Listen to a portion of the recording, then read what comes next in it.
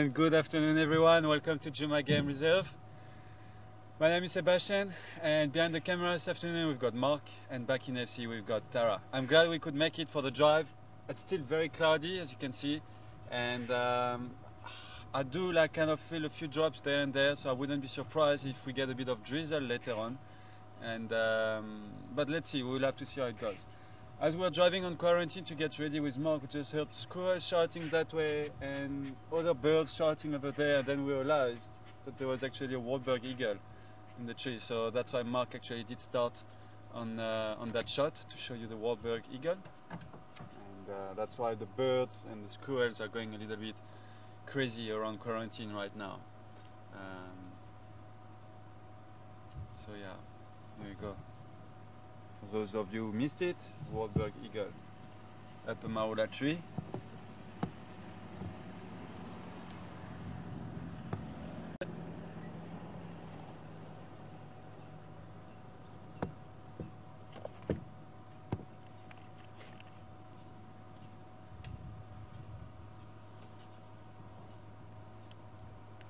Oh, and I forgot Tara's tracking book again.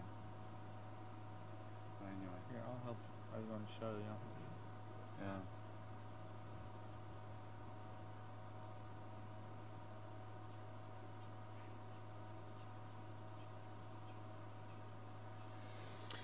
Alright, so we're gonna carry on with our drive, or at least start with our drive this afternoon. Unfortunately this morning we couldn't go on drive due to the rain and power outage as well, but let's see how long we can last this afternoon. Something that I need to mention, the drive will be cut a little bit shorter this afternoon. We'll have to be back at 6 at camp, so the drive will be shortened of half an hour, and that's only because we have a Fireside chat tonight, like all of you know, or some of you, at 7:30 p.m. tonight, Central African time. And in order to be able to have enough batteries to film the Fireside chat, which might be actually quite a long one tonight, probably a bit more than half an hour, maybe even 1 hour long, we'll see how it goes. But in order to make sure that we have enough battery, we need to put the car on charge when we come back. And so that's why we'll shorten the drive and be back at 6 o'clock this afternoon. Actually, I wanted to mention, because I was telling people it was 7 o'clock. Hello everybody. Yeah, it is actually 7:30, but I did put a... But it's, yeah, that's because we want the other guides to be able to get back from drive and be able to get here. Yeah. I did put a post on Facebook about that and saying that it will be at 7:30 tonight and not 7, and that's because we are going to have Ryan tonight and also Tristan and Cedric, and they are 3 guides who work in neighboring lodges, and they finish their drive usually around 7. So for them, the time to get back to the lodge, drop their guests, maybe jump in a shower or whatever, and then get here. That's why we'll start Fireside chat only at 7:30, and they might not even all be there at 7:30, but it doesn't matter because we have a few things planned for the Fireside chat. We'll start the Fireside chat by showing you the t-shirts that we've made this afternoon for the Rhino cause. I was going to talk about that as well just now. Today is a special day here in South Africa, or in Africa. 22nd of September is Rhino Day, and you are supposed to wear a black ribbon. So I've got it, who is my lucky charm, and Mark's got the black ribbon on his hat. Here we go. And we also have, if you can show that, Mark, we've also attached one. Tara did that yesterday, attached a black ribbon to the missing mirror of the car. So we don't have a mirror, but we have a black ribbon. And so yeah, Rhino Day today. This morning I did talk a bit about rhinos and gave you a lot of numbers and stuff. I'll do it again this afternoon. I would like to dedicate that day to the rhinos, and we'll talk about it as I go on drive. But yeah, tonight basically the Fireside chat will start with all the t-shirts that we've been making, painting for auction for the Rhino cause, and then probably around 7:45 Ryan and Cedric and Tristan hopefully will arrive, and then we'll keep talking about rhinos during the Fireside chat, and also probably about the sightings that they've been seeing around their lodges or in their properties for the last few days. But okay, let's a lot of things to talk about this afternoon, and we can do that while I'm driving around. I see at least we might bump into some game. Karula has been around, and that's actually why we stopped when we heard that squirrel shouting. We thought that maybe Karula was around quarantine. She's been seen around the lodge and the staff village, so she's definitely around here. Might be worth to go and have a look, drive around quarantine, and maybe have a look around the dam. So let's cross fingers, guys. Let's hope the weather's gonna stay put and that it's not gonna start drizzling like it did this morning.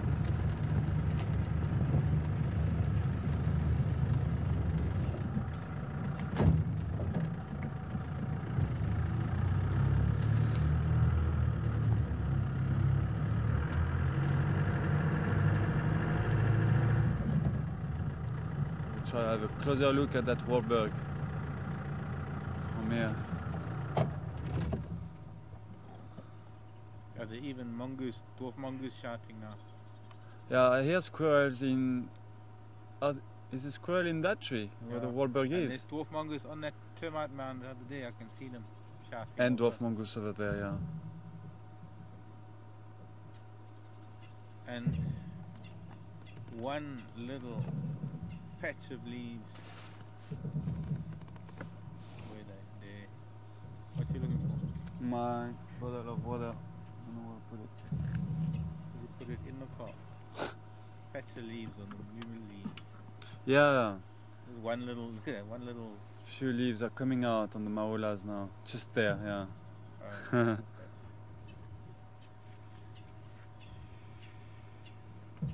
don't know where I've put my water. It doesn't matter.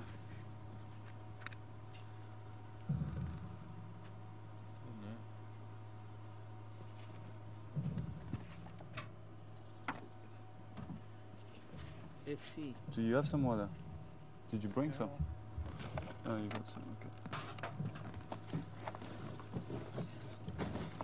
Not that it's very hot, but when you talk for 2 hours and a half, I can tell you get pretty thirsty. You'll have to have some of mine then. Maybe you'll have to help me, Mark. You have to save my life. I'll share my water with you, Sept. Thank you, Mark. Alright, let's rock and roll. Let's go and find some animals.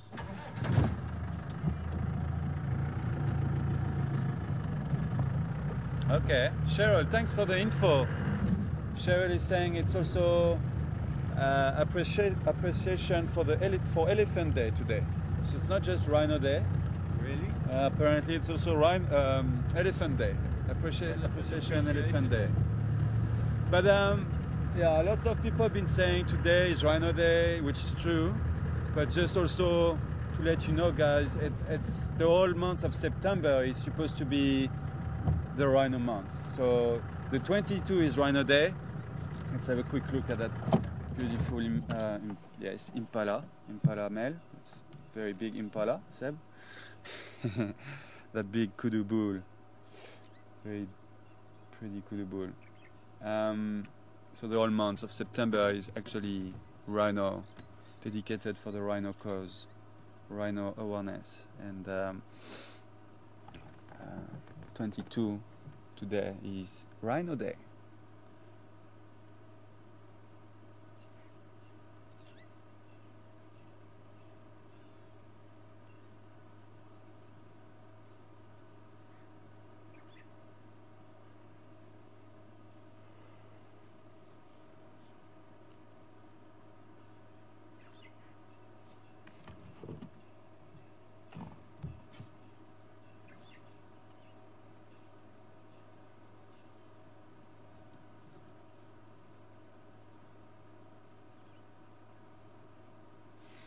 So here's the plan of action if it doesn't rain, because I feel a few drops now. Oh, let's rock and roll. I see some endloves over there, some elephants, and I like elephants. Not like Mark. Mark doesn't like elephants. We're not going anywhere. Huh? Just trying to get a nice clear view of him. Yeah, no rush. Why is it that you don't like elephants, Mark? Why don't? Every time I see you around elephants, you're like... I can't explain it. You're not really happy there. No. A bit stressed and just want to... It's the worst thing that I could do in life is sit with elephants. I don't understand why, eh? It's funny because everyone thinks that you really like elephants. You actually don't. Teasing our cameraman here at the back. I have to tease my cameraman sometimes. If it's Tara or if it's Mark, it doesn't matter. Because they always tease me back. They always play it like they... Here we go, now. Listen to that, guys. Go, Tara. Go, Tara. Do it again. Now they're gonna think I'm crazy. Put the radio on. I don't know if they could... I don't know if they could hear it. Tara is going... in my ear. Because I did it to her one afternoon. Actually, almost the whole drive I was going... And guinea fowl are shouting now, and yes, it's starting to spit. It's starting to spit. Guinea fowls are shouting. We've got elephants in front of us. We might have Karula somewhere around. I've got Tara doing chicken sound in my right ear. I've got Mark stressing because we're going to see elephants. Oh yeah. Oi, bae. All right. So here's the plan of action. If it's not raining, and it is raining. But if it stops raining, we're gonna drive, go on a bumble. I'll take you on a bumble this afternoon. Go and see some animals, talk about rhinos, maybe show you some rhino tracks. Hold on, Ta. She's getting spots on the lens already. And we'll come back. Hold on. We'll come back at 6 o'clock. Are you on the right sound there, Ta? Do you have the sound coming from me or coming from internet? Because it sounds like you talk every time when I'm talking.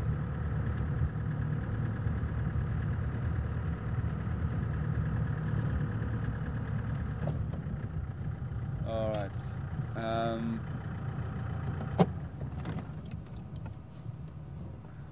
Nice.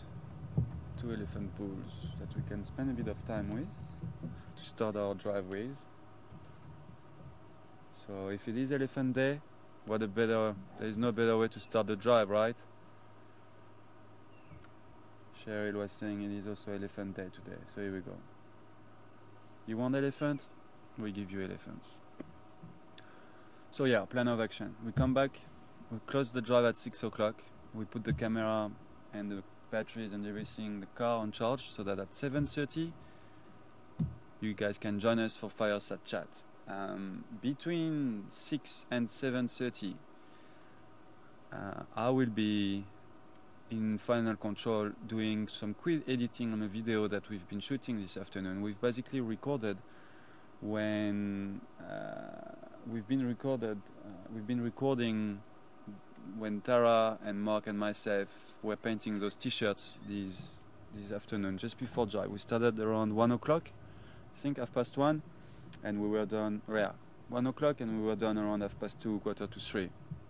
And we've set the camera on a tripod and just recorded the whole thing when we were painting those t-shirts that we were going to show you. So I will do a quick editing on that video, and then I'll post it on Facebook and on YouTube, and I'll obviously let you know the links and everything, so that between 6 and 7:30 you guys have something to watch while you're waiting for us to be ready at 7:30. And 7:30 we'll go live, we'll show you the t-shirts, because on the video you won't see the t-shirts, what they look like. You'll see Mark and Tara paint and myself painting them, but you won't really see what the t-shirts look like. It's a surprise, and you have to join us at Fireside Chat at 7:30 to know what they look like. And we'll start the Fireside Chat with showing you the t-shirts, and then, like I said earlier on, Cedric, Tristan and Ryan will join us a little bit later on, and we'll be talking about rhinos. Sure, so much power in that trunk. And as usual, our good old friend, the fork-tailed drongo, always nearby elephants or any other big herbivores.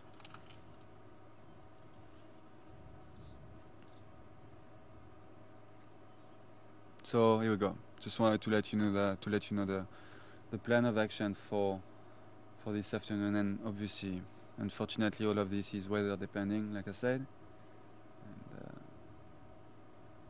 And if it starts drizzling really seriously, then unfortunately we'll have to cancel everything and just postpone it to another day. So let's cross fingers.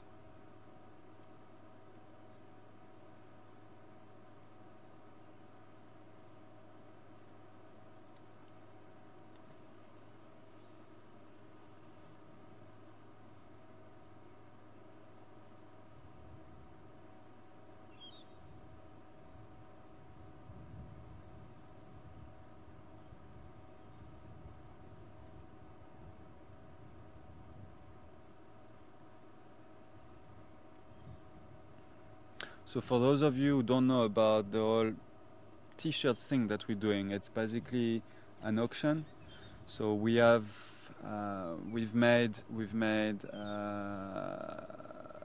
many? Well, we've made 6 t-shirts, 6 or 7, but 4 of them will go on auction. And Tara has taken pictures of them, and I think she's gonna put them on Facebook probably. Actually, I don't know, tonight or tomorrow. After the Fireside chat, yeah, exactly, yeah, makes sense. So, sorry.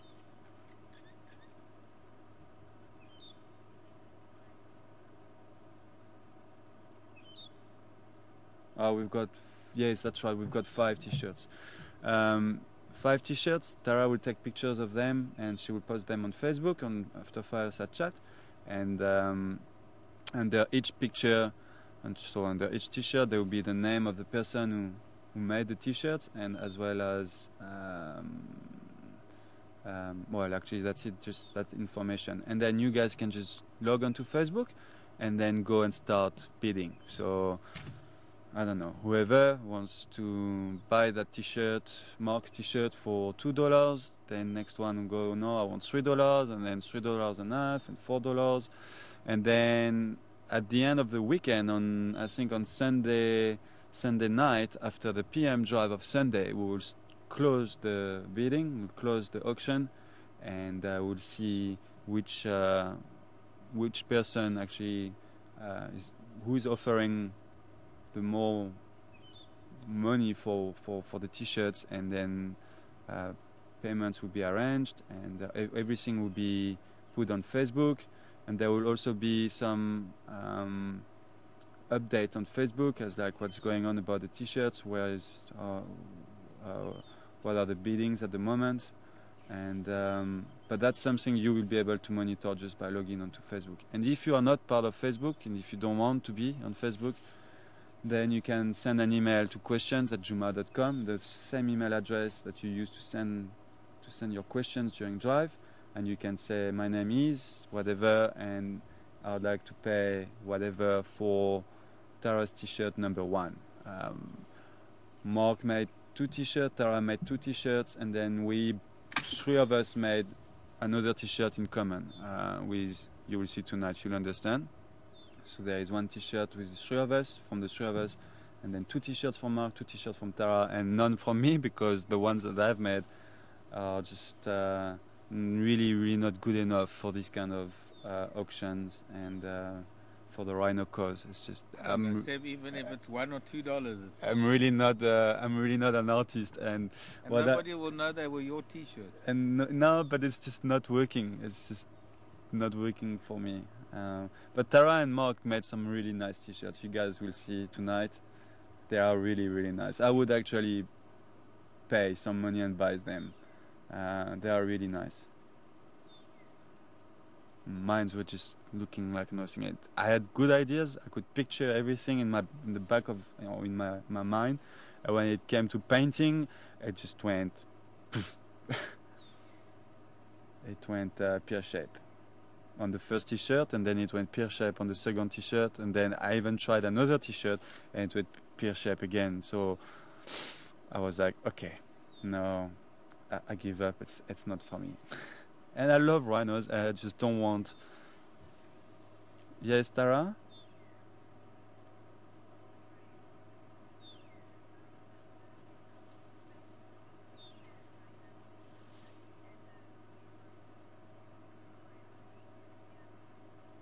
Yes.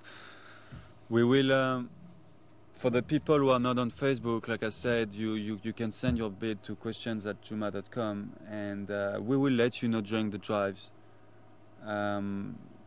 During the drives and at the end of each drive, the presenter will let you know, will let everyone know what is the highest bid on which picture, so that everyone can follow, and the people who are not on Facebook can have an idea of what is the highest bid at the moment on the t-shirts.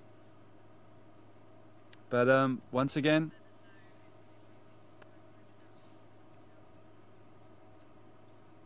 all right, okay, all right. And Tara is saying, in case you miss the Fireside chat, if you can't watch the Fireside chat tonight, Tara will put a blog up tomorrow, and with the pictures and everything. So don't worry if you can't be with us tonight for Fireside chat. Tara will put a blog up tomorrow. Sure, such a gentle boy, eh? You're very pretty, mister.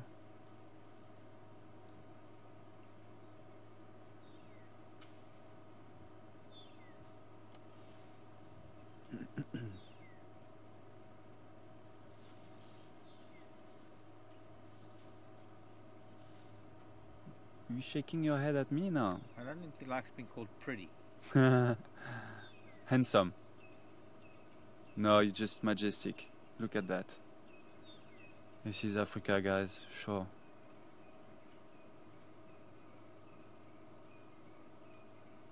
Wow. Nothing like a big bull elephant just walking past the car. Yeah, Tara, go.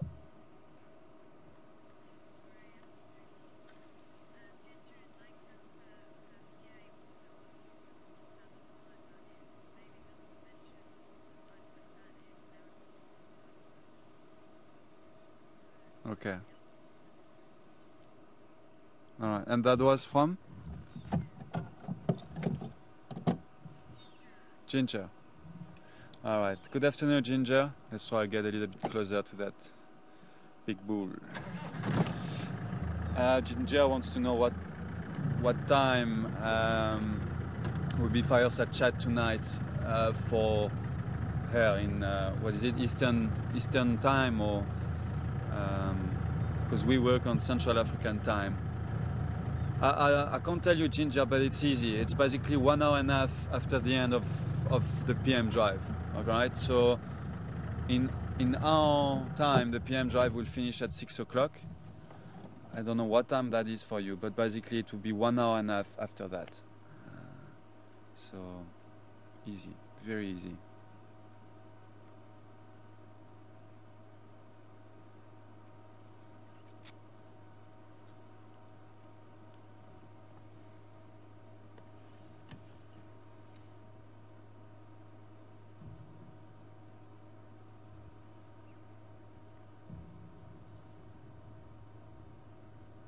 It's quite tall, eh?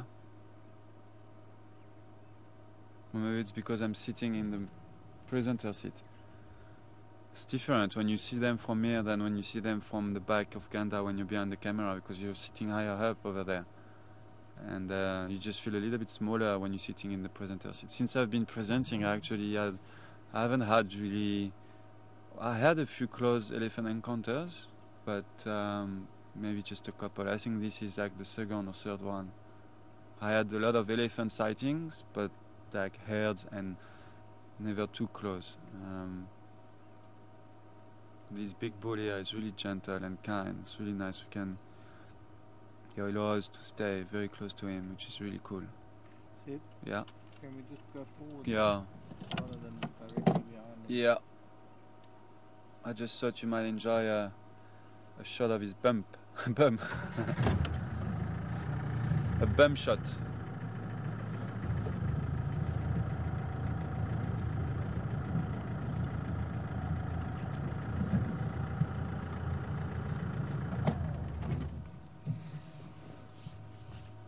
Tembo, Tembo. Hello, mister. Wow. Yeah, he's massive. Sorry? He's big bodied, He's big, He's showing us his bum again. Move forward to have this view. He insists. Please look at my bum. It's big and tall.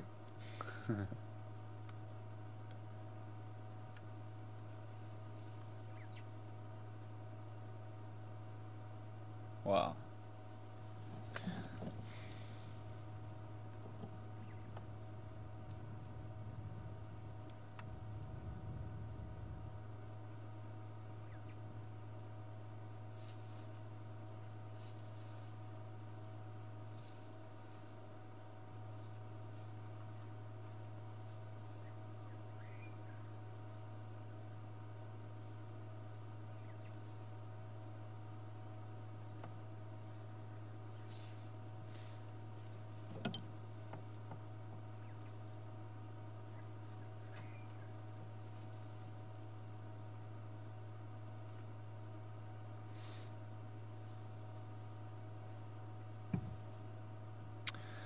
Alright. Cool bananas. Let's leave him alone. Let's carry on with our drive, see if we can find something else. There's another bull over there. Maybe we'll have a closer look at him when we get around quarantine.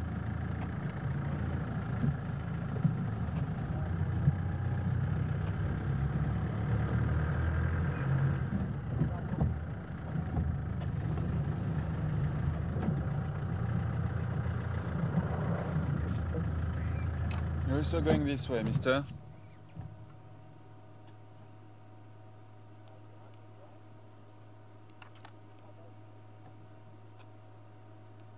So majestic when they walk. There's something about them. Just magic.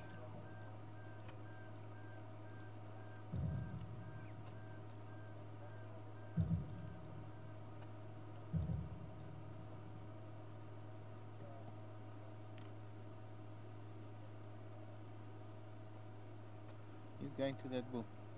It's going to that bull. Maybe going to go and say hi to your friend. Afternoon, guys. 212 7 in the quarantine. Thanks, Mark.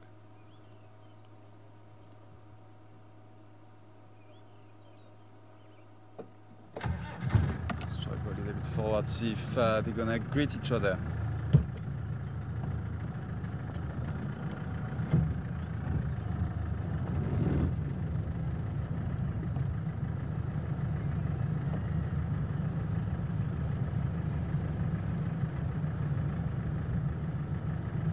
Okay, Joanne, thank you, Joanne.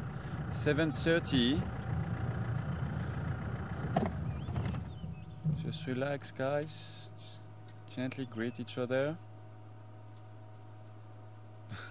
Wants to feed on the same tree.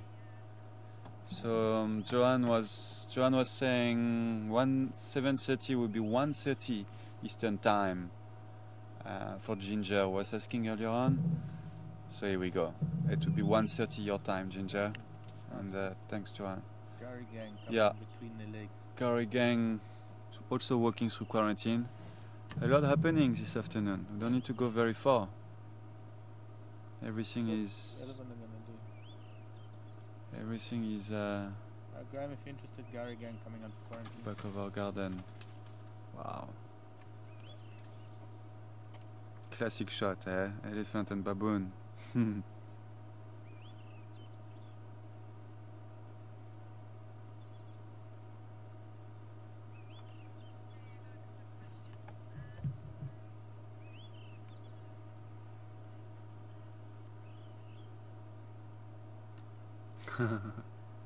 Thanks, Linda.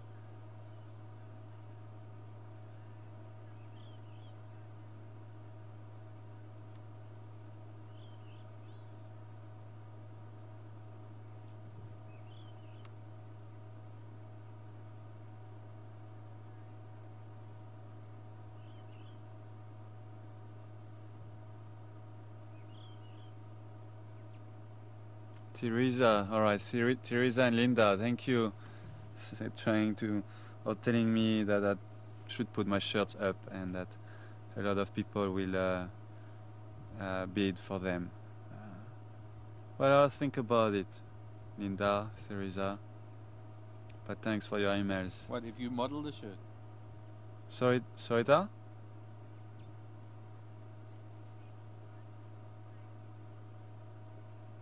Yeah, even if I just sign them, Linda is saying that some people will bid on them. Well, I don't know. Couple of questions about Elise. Alright, fire. How old are those Elise? Mark? They're not that old, around 35, 40? Not quite 40, but you're probably in their 30s, yes. But you can see from here that the one on the left is smaller than the one on the right. His tusks are longer. His tusks are longer, but it's not as tall. The one on the right hand side is very tall. I remember seeing a very tall Ellie like that last year as well on quarantine.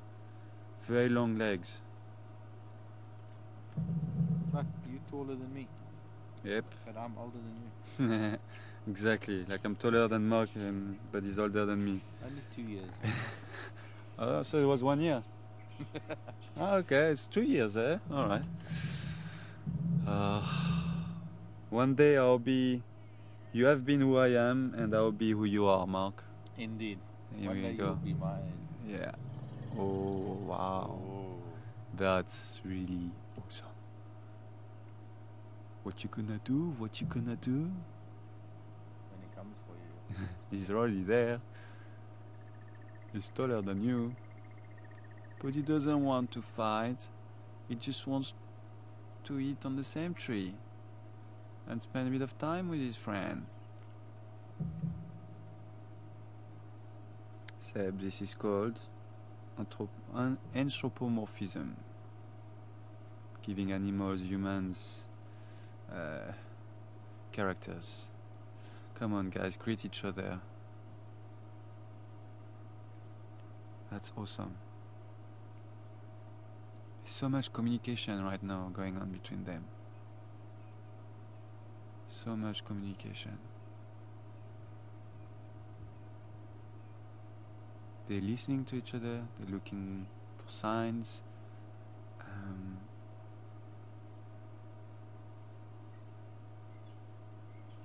Waiting for one to make a move, and then the other one will make another move.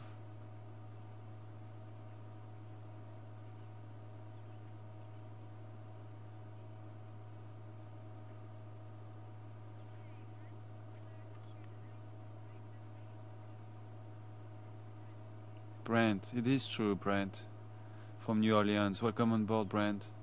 It is true. Brent is asking if it's true that they have great memories. They do. They have, especially the matriarch. They have very, very good memories about places that they visit and about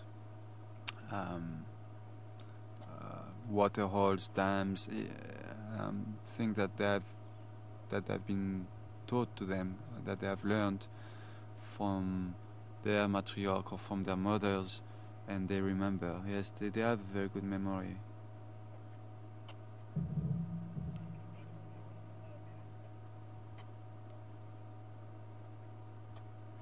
So one left, but they're still listening carefully. There is something, either they're communicating between each other, or something else is happening. You can see they're standing still and listening carefully.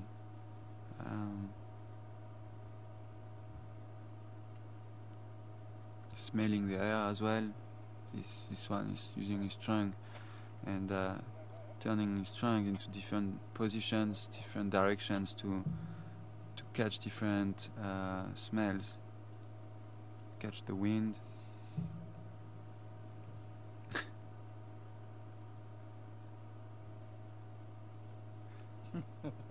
Fancy camera work.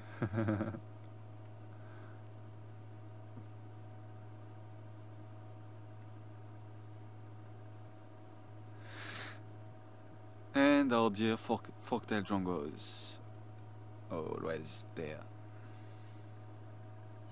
Okay guys, shall we let them be? Let's keep driving around. I want to go and have a look around the dam, Gary Dam, see if I can find Karula maybe, if we're lucky. These boys might go down to the dam a bit later on, so zoomies, keep an eye on the dam. I'm sure you'll get a couple of Ellies a little bit later drinking at the dam.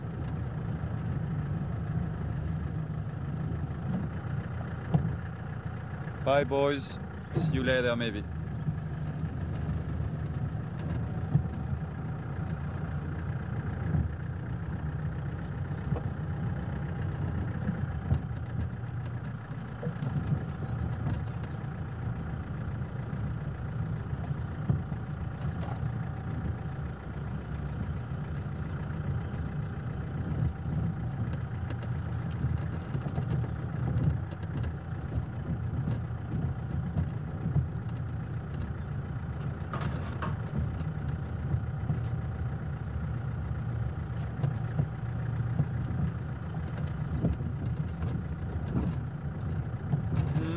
Aaron in Florida. Good afternoon, Aaron. Welcome on board. That's a question we often get actually. If I have seen wild animals giving birth, elephants or any other animals, and no, I haven't. Thinking.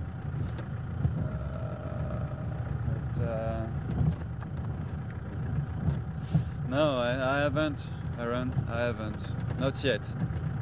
You need to be pretty lucky to see an animal in the wild giving birth. You have good chances in the beginning of summer when you have a lot of impalas giving birth. And if you spend a lot of time, I mean here for example for us, if we would spend a lot of time on quarantine, monitoring those impalas, I'm sure you will be lucky and see a birth. But otherwise, sure, you need to be very lucky.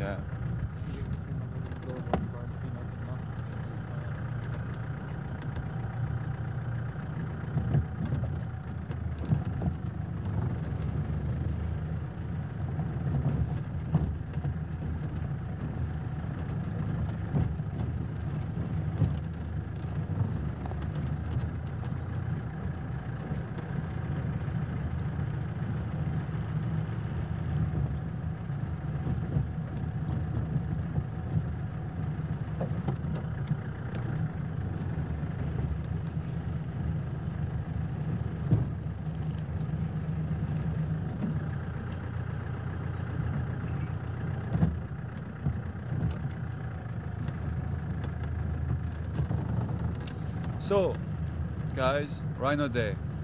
Rhino. What is the situation about rhinos?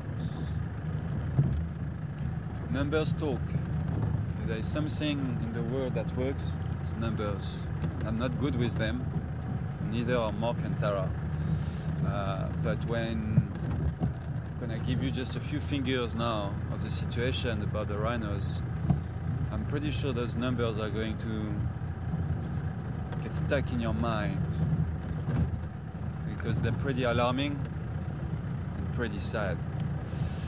I was chatting this morning on the computer with a lot of people on internet, and some of you out there, some viewers, some of you are watching us right now, and we're also this morning in the chat room, and I was talking with them and I was giving them a few figures. Well, guess what? The figures I gave you this morning, which I'm gonna repeat now, were updated on the 12th of September 2011. And since the 12th, so in 10 days, well, figures have changed.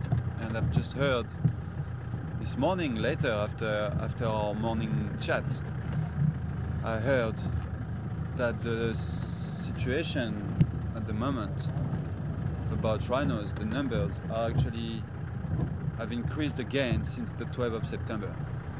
So on the 12th of September, we had 287 rhinos that got killed in southern Africa due to poaching. And let's stop here just for a minute to look at the dam, see if we see any movement. So 287 rhinos were killed. And that's the figure on the 12th of September. Well, today's figure, unfortunately, is 300 now. 300 rhinos got killed, and that means that basically 13 rhinos have been killed in 10 days. So that's more than one rhino a day. On the 12th we had 287, and now we have 300. So 13 rhinos got killed between the 12th and today, the 22. 10 days, 13 rhinos. I don't think you can forget about that. So the statistic for last year were 333 rhinos killed at the end of last year, 2010.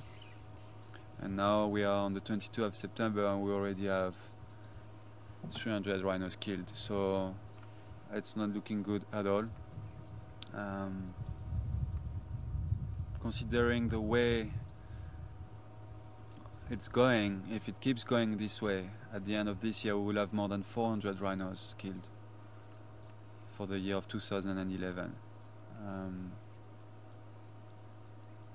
So sad news, sad numbers, but they talk, and a lot of people know about the rhino situation, but a lot of people also don't know how actually serious it is, how serious it has become in the last 2 or 3 years. I think in 2009 the numbers of rhinos killed were around 120, 129 if I'm not mistaken, and it went up to 333 in 2010. So that's like almost it's third time the number of rhinos that were killed in 2009. And 2011 we're already on 300 today, 300 rhinos. And that's why on one of my shirts that I made, I did actually write at the back, I did write 300. And it's because of today's date, the 22nd of September 2010, we have 300 rhinos dead. And maybe I'll change my mind, maybe I'll put them up. I don't know, we'll see. I know Tara is letting me know that a few of you are insisting or really wanting me to put my shirts up, and it's not an artistic competition, it's to do something about rhinos, and I agree, I fully agree. I'm not arguing about that at all. I just think what I did doesn't represent the love that I have for those animals, unfortunately. It's not. I wish I could have made something which looked much better. Unfortunately, I'm not really good with art and painting and things like that. I'm a wildlife filmmaker, I'm not a painter.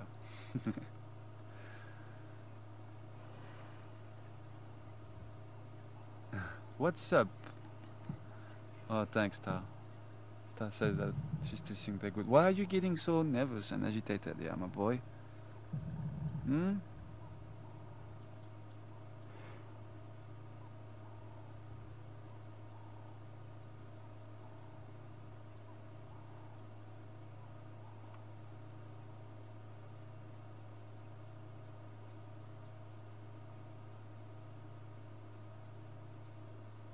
Nice close-up. Oh, really? Nice, H. Herman is with us on board this afternoon. Hermanus. Yeah, Hermanus is with us. Cool. Welcome back to Juma, Hermanus. Herman used to work with us, and wow, sure. Just relax, it's not your day, it's a rhino day today, it's not a hippo day. Why are you doing your show now? So I was saying, Herman used to work with us as a cameraman and editor for the previous company called Wilders Safari TV. And he's now back in Cape Town doing he's still in the same field, working in for another company called FanCam, and doing a lot of working with a lot of photography, and pretty cool concept actually what they do. They take 360 degrees picture of a stadium when there is a rugby game, for example, or a soccer game or a concert, and they take 360 pictures and then they put them on internet. They've got a website, and you can, if you go on the website, you can just look at the 360 pictures and find yourself in the crowd and zoom in, and it's really high definition. It's really good quality, very high definition. You can zoom in, find yourself in the crowd, tag yourself, and basically get the picture out and probably sent to you. I don't know how it works later, but I did check it out a couple of weeks ago. I went on the FanCam website, and I was pretty amazed, pretty impressed by the quality of those 360 degrees pictures. So that's what Herman is doing, and apparently he's with us on board watching the drive for a while this afternoon. All right, we're gonna leave this guy getting more relaxed. Don't know why he's so agitated. There's something he doesn't like about us. Maybe because, wow, doing quite a show though. What's that called, Tara? He's doing what? What's the word for it? He's porpoising. That's right, I was looking for the right word. Herman, if you're watching, special dédicace for you. We've got a porpoising hippo, and Herman will know why I'm sending him a dédicace right now.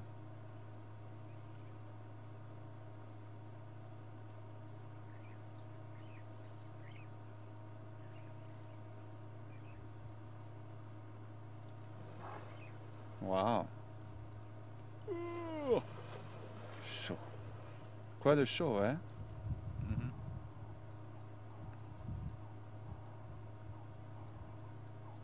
All right, let's leave him. It is nice. It's impressive, but it's, on another hand, it's not good to have or to make animals feel what's the word? Not relaxed or uncomfortable in our presence. So just rather let him chill and relax a little bit. All right, what to do? Where to go?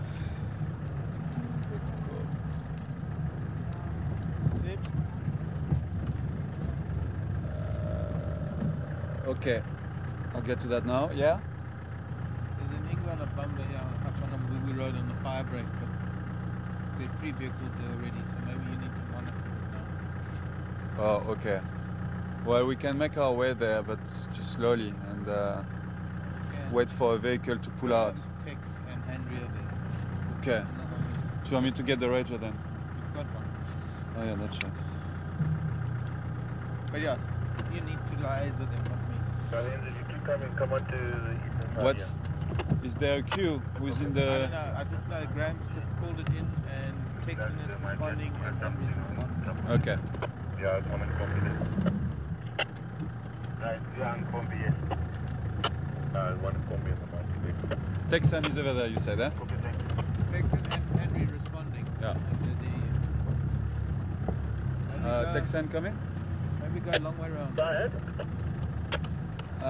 Tex, confirm you got a Ingwe on the Bamba on Vumbu Road. I'm not there. Alright, so you're not there. Graham coming? Hello? How's it, Graham? Good, and you, man? Good, thank you. How many movers do you have on that Ingwe lock? Yeah, I've got 2 and 1 more approaching. Alright, I'm on Vubu Road, but I'll take my time. If I can be next vehicle in line, that would be great, please. Sure, no problem, man. Cool. Well, apparently we have a leopard on a kill, a little bit ahead of us, but there are already 3 vehicles there, so, well, 2 vehicles on site and 1 approaching, so I'll have to wait for another vehicle to leave.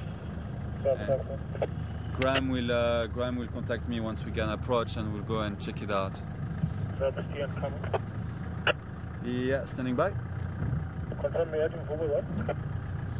Yes, I'm Vubo Road, but still by Gary Dam. Okay, maybe you can come there, then I'm coming. That's gonna be that's all straight now. As you want, I'm for no rush. I can also like just bumble around here. I don't know, how far are you at the moment? You're much closer than me.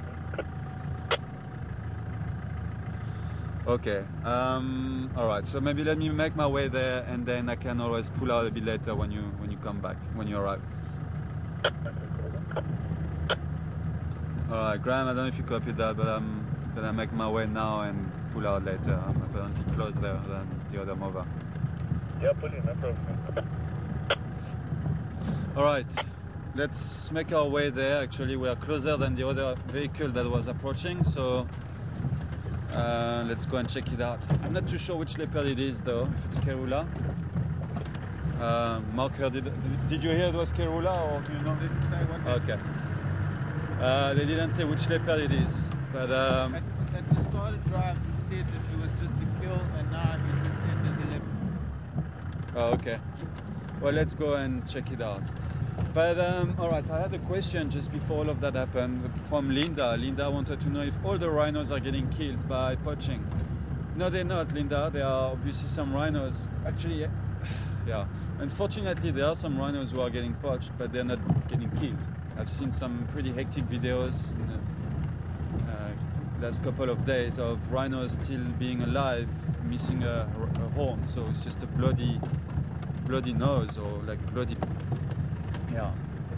missing horn, and they're not dead, they're still alive, they're badly injured, and they'll either die from their injuries or recover, depends, but yeah, unfortunately they don't always kill the rhinos when they get their horns. Sometimes they just shoot them and take the horns and then let them be or catch them in traps and then get the horns and then just let them as they are, still alive and bleeding.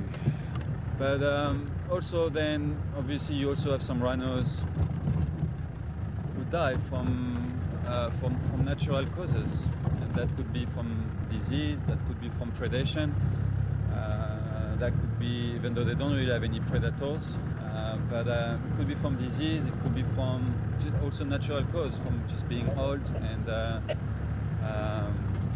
not strong enough to live. So they don't all die from poaching. There are a few rhinos out there who but unfortunately too many of them die from poaching. Like I say, 300 this year already died from poaching. And last year we had 333 rhinos, and out of those 333, something to take in account or to know is the fact that 10 of those 333 rhinos were black rhinos. So 323 white rhinos got killed and 10 black rhinos got killed. Obviously there are much less black rhinos than white rhinos. The population of white rhinos at the moment is 20,600, where the population of black rhino is only 4,280, if I'm not mistaken, something around there, 4,000 and a couple of hundred.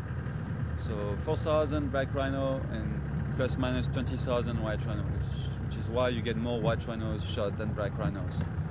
This year, out of 300, because that's the latest statistic that was just released this morning. But out of 287, which was the latest stat that I heard from, and I was the one updated on the 12th of September, 10 days ago. Out of those 287, 17 rhinos were black. So already more black rhinos got killed this year than white rhinos. 17 black rhinos now, where 10 black rhinos only last year. So that's not good at all either. maybe just hurry up a little bit because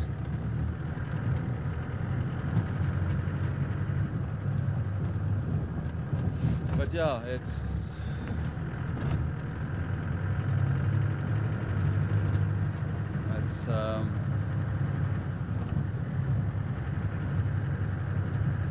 South Africa is doing a lot. Okay, hold on, sorry guys. Fire break is here, I just need to know if... Oh, there we go, okay.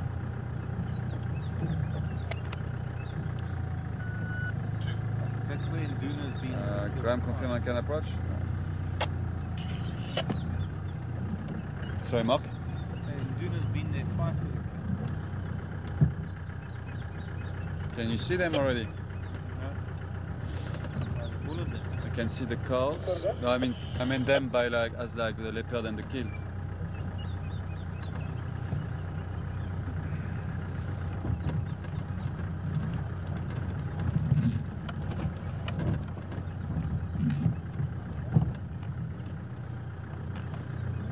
Taking picture of you, Mark. See the kills behind. Ah, yeah, okay, I can see him over there as well.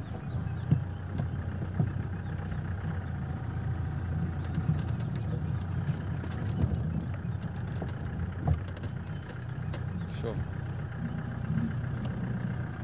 See? Yes. So good find there.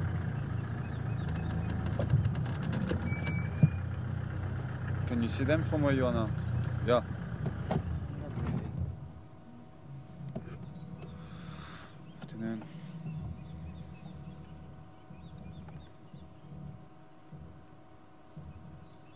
Okay, I'm gonna place the vehicle a little bit better in a couple of minutes. We've got 3 leopards, probably Karula and her 2 cubs. Sure, that's quite a nice sighting.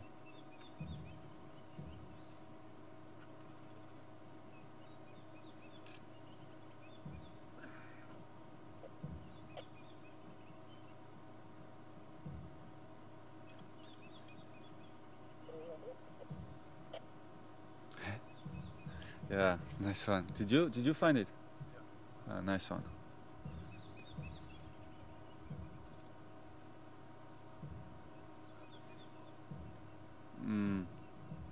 Do you know who killed it? Karula. Okay.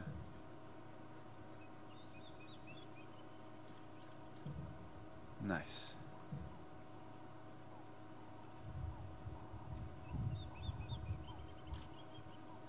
Let me put you in a better place, Mark. So you can see a bit better. I'm just gonna park the car slightly better.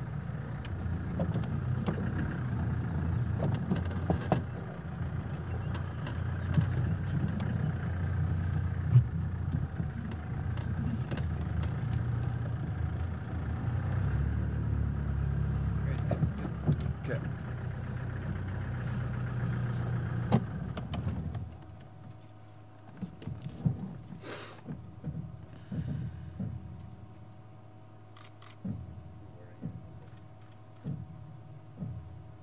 Oh, we've got one of the cub feeding already.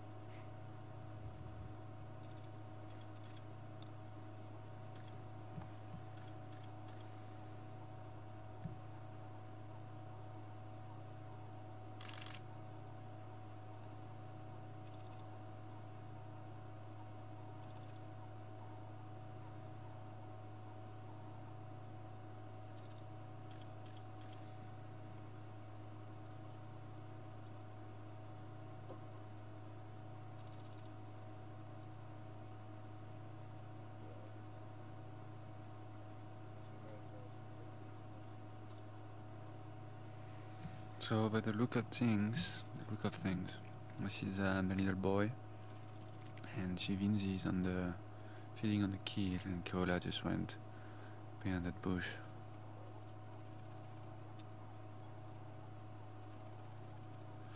Shivinzi is already busy feeding.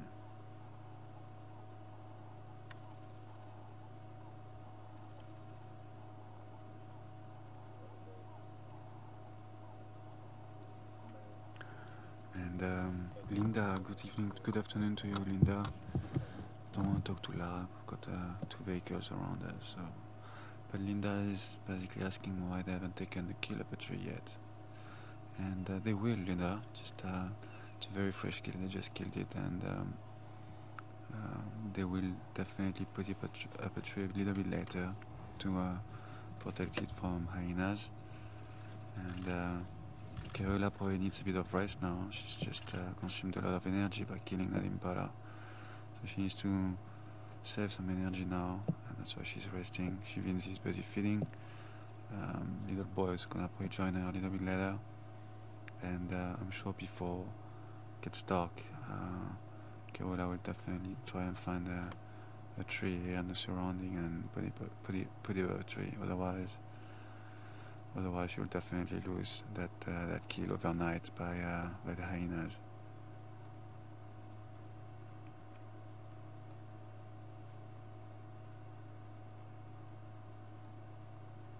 So it's not like they kill and then as they make the kill they put it up a tree straight away. It doesn't work that way. Sometimes they do, but sometimes they don't, depending on where they made the kill and depending on how much energy she's been consuming to make that kill. It might just take a couple of hours, sometimes even more, to track that kill and put it up a tree.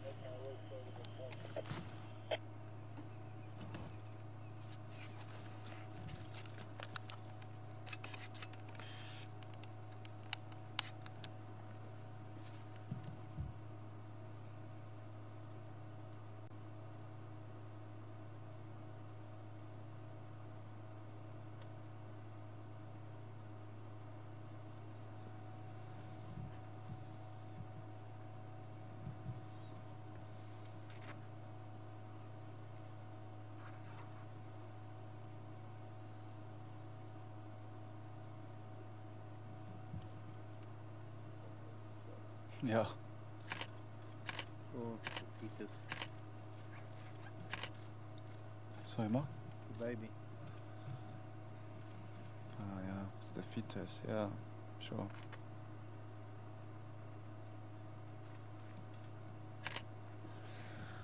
It's going to be quite hardcore footage now, so if you don't want to watch, you can always switch off your PC or go on another page, internet page. But Chimpanzee is basically busy now eating the fetus, the baby impala, which was in that female impala's belly.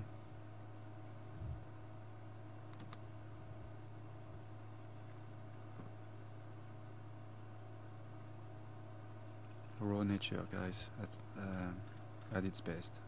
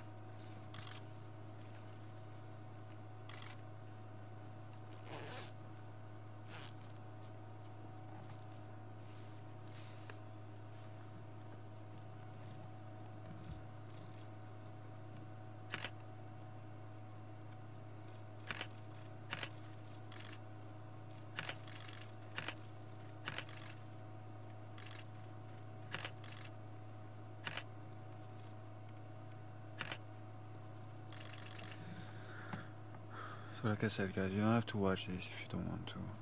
Unfortunately, we have to broadcast it. This is part of our job, and we cannot turn the camera away from it. And this is nature, and personally I've never seen that before, but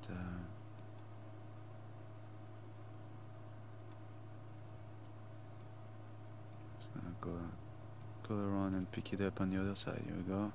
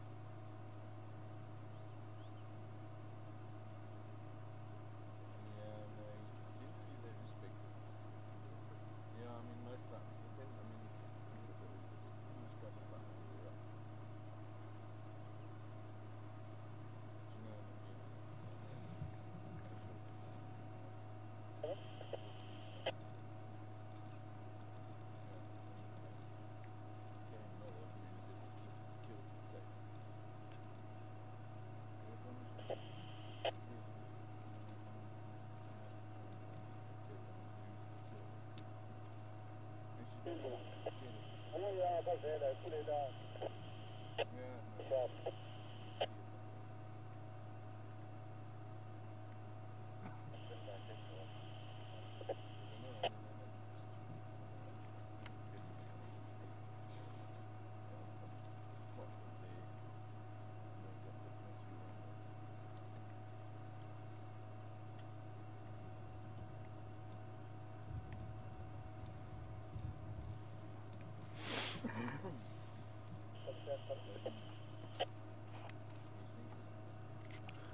Yeah, standing by.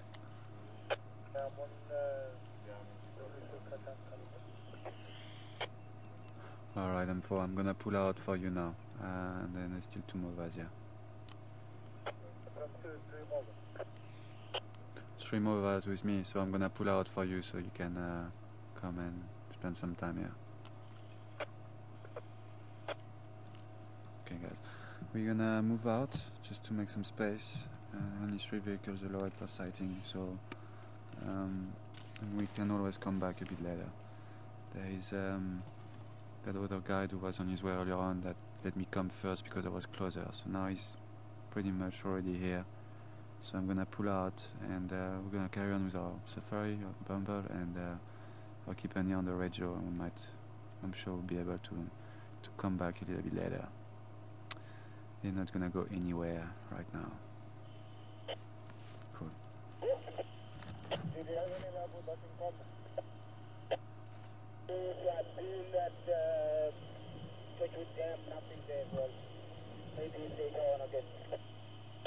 Okay, copy that time. We might change the look at I don't put my head. Want to spotlight.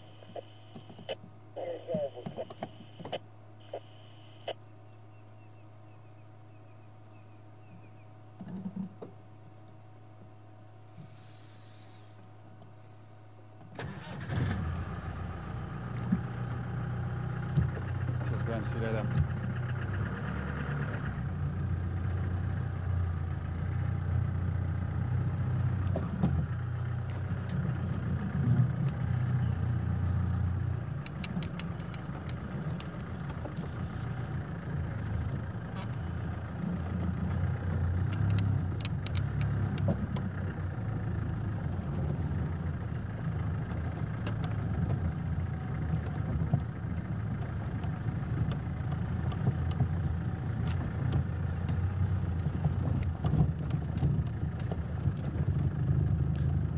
conditions. I'm leaving the Ingwe and my Pimpans on the Bamba. Still 2 Novas on the lock.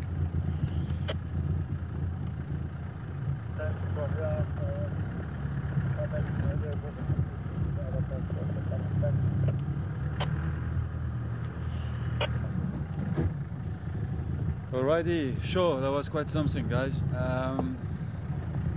Couldn't really talk over there. I had 2 vehicles parked really close to me. Well, I actually did park close to them because there was not much of a view from where we were at first. So, they were very quiet, enjoying the sighting. So I didn't really want to disturb them with my French accent. Patty was asking if how long ago did they make the kill, and I did talk to Graham, who was next to me when I arrived on the sighting, and apparently it must have happened like, I don't know, a couple of hours ago, I think max 3 hours ago. What time is it now? It's 10 to 5 our time, 10 to 5, and it must have happened around maybe 2 o'clock this afternoon. So yeah, couple of hours ago. You can see the kill was still very, very fresh, and they barely fed on it yet. Shivinzi is that little female. If there are any new viewers who are joining us now and who were with us on the leopard sighting, basically, because you must probably be asking yourself why are there 3 leopards together, and basically we've got a female leopard called Karula who's got her territory here on our property, so we do see her quite often, and she's got 2 cubs of pretty much 10 months old now, and that was them. And she's got a little boy and a little girl, and the little girl's name is Shivinzi, and meaning bold in Shangan, bold, brave, and the little boy, his name is Shivambalana, meaning emerald spotted dove, and that's because of his nature. He's quite the opposite of his sister. He's quite shy, and unfortunately we couldn't name him Shy because it's a kind of a Shangan name that we used a lot on the radio as like a shy animal. So we couldn't name him we couldn't name him Shy, and emerald spotted dove do have a bit of being very kind of a shy dog. So Mark came up with the idea with the other rangers to name him emerald spotted dove in Shangan, which I find pretty cute, and that's Shivambalana and Shivinzi and Karula. So there we go, just a bit of an intro for any new viewers, just for you to understand the situation. And you could see that, yeah, that kill's barely been eaten. Shivinzi was eating on it now, and unfortunately she kind of started by the back, and they always do so. It's always more tender, and it's the easiest access for them to get inside the kill, into the kill, the meat, the most tender part of the body being the rump and that area. And looks like she did pull out the fetus, the baby impala, which was a couple of months away from getting born, 2 or 3 months away from getting born. Sept? Yes? Sorry, can you just stop a second? Oh, sorry, Mark. You must tell me. Huh? No, I didn't know that the air was Okay, down. it's just the bouncing. Okay. Yeah. So I guess just fixing the aerial quickly. Bubu Road is a very bouncy road, and There's so much red paint on me, I start thinking I'm bleeding. yeah, me too. Look at my fingers. It's like people think I'm probably putting nails varnish on my nails. Got red fingers. You can't see. You can see from here. From painting t-shirts.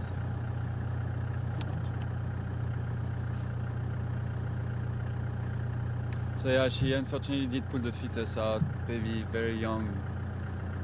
Baby impala, still because he's growing in his mom's belly. And, they usually start getting born around November, December, so we are in end of September. Yeah, it was like a couple of months away from getting born. So quite harsh, but unfortunately, like I was saying, quite harsh, but unfortunately we can't turn the camera away from that.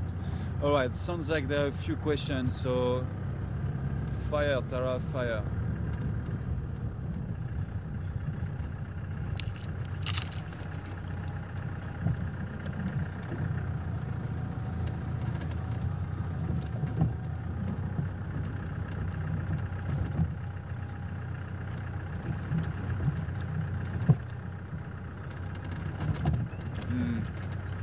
Minerva, all right.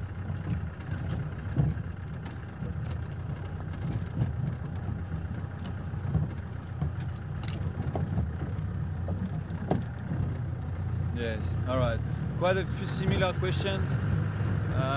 Two similar kind of questions from Minerva and Peggy, basically asking if leopards, predators do start eating their kills by the rear end, and if so, why is that? And yes, they do. And like I was explaining, it is because it's the easiest access for them to the tender part of the meat, to the tender meat, and that being the rump, that area, and it's just also the easiest access for them to get inside. Unfortunately, inside the belly of the kill, where the bowels are, and all of this stuff that we don't eat as humans, but obviously predators do eat. And I think Peggy is asking if they do start sometimes by the head and the neck, and that might happen, but from all the kills that I have seen, Peggy, they always tend to start. They always start by the rear end, and it is quite gruesome, and it can be quite gory, like it was just now, because unfortunately that female impala was pregnant. That's answering the second part of your question, Peggy. She was pregnant, and she did pull the fetus out, and she was eating it. But are you still here? You're a bit more relaxed now, mister?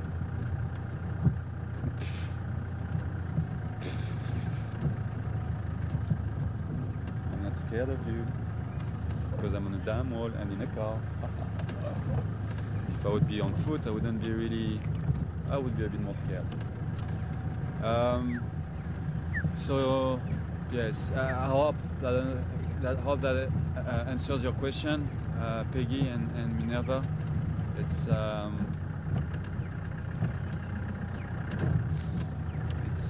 basically easy access for them to the best part of best cut, you'd call it, and those are around the ramp, the back area of the prey. And that's why they will start eating around the skin is more tender as well. It's just easier access for them. Start around the anus and just get in there, and then get inside, and then just start eating the meat in that area, and then they'll move up to the ribs, eat the ribs, and there is not really like a way. I'm not saying like they've got a way and it's always like that, but 99% of the time they will start by the rear end and then just move up.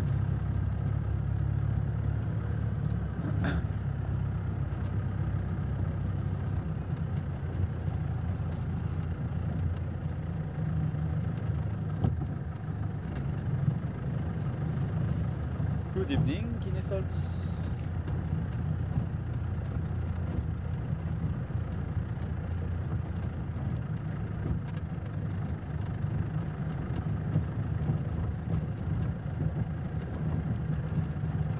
Sure, sorry, Ty, I didn't understand that really well. If you can repeat that, please. I was actually thinking about something.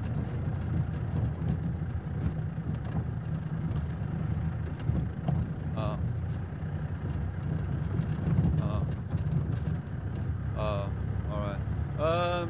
Sarah, good afternoon to you, Sarah, and welcome on board.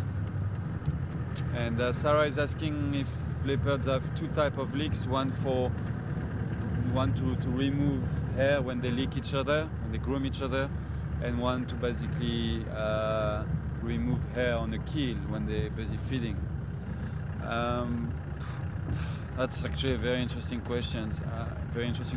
They obviously don't lick the same way when they want to get the hair off a prey when they're busy feeding than when they're grooming each other.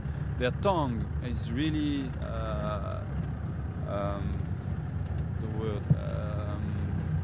hard and but rough and I don't know, like, you know, your cat at home. There's a word for it. I don't know that word in English. Maybe Tara can say it for me if she knows what I mean. Otherwise, it doesn't really matter. I'm sure you know what I mean. And they basically, Tara is not listening to me this afternoon, is she? No, she's not. Wahlberg's still in the same tree. Is he still there? Yeah, Wahlberg is still in the same tree. Guys, I want to go and check the hyena den quickly, see if there is a bit of activity there. I also want to check, actually maybe we should do that, check the other hyena den first, the new one. I'll get back to your question now, I'm just letting you know what's my plan. I want to do that, check that hyena den where we're suspecting one of the hyenas to have moved 2 new cubs in there recently. And I'll talk about it a bit later.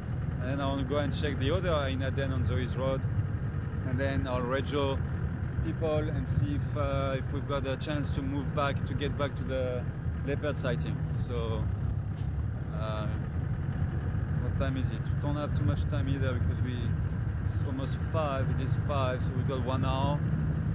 And could be a very busy hour if the hyena den.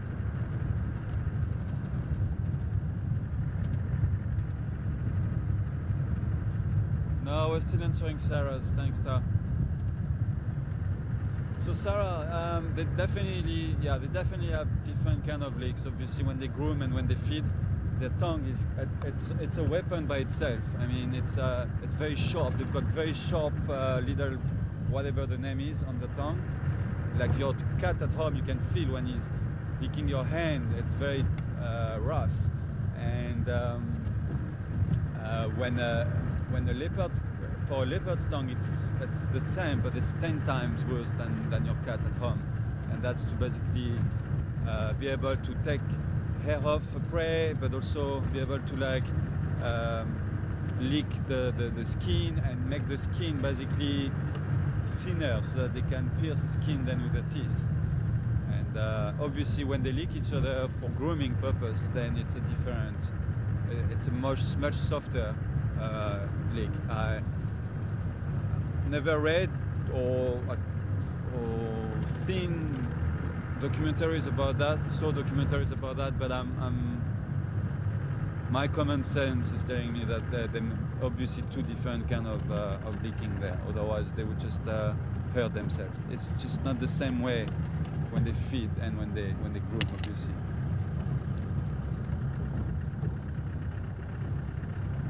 Okay, that black ribbon doesn't want to stay on my hand, on my arm, so maybe now it will.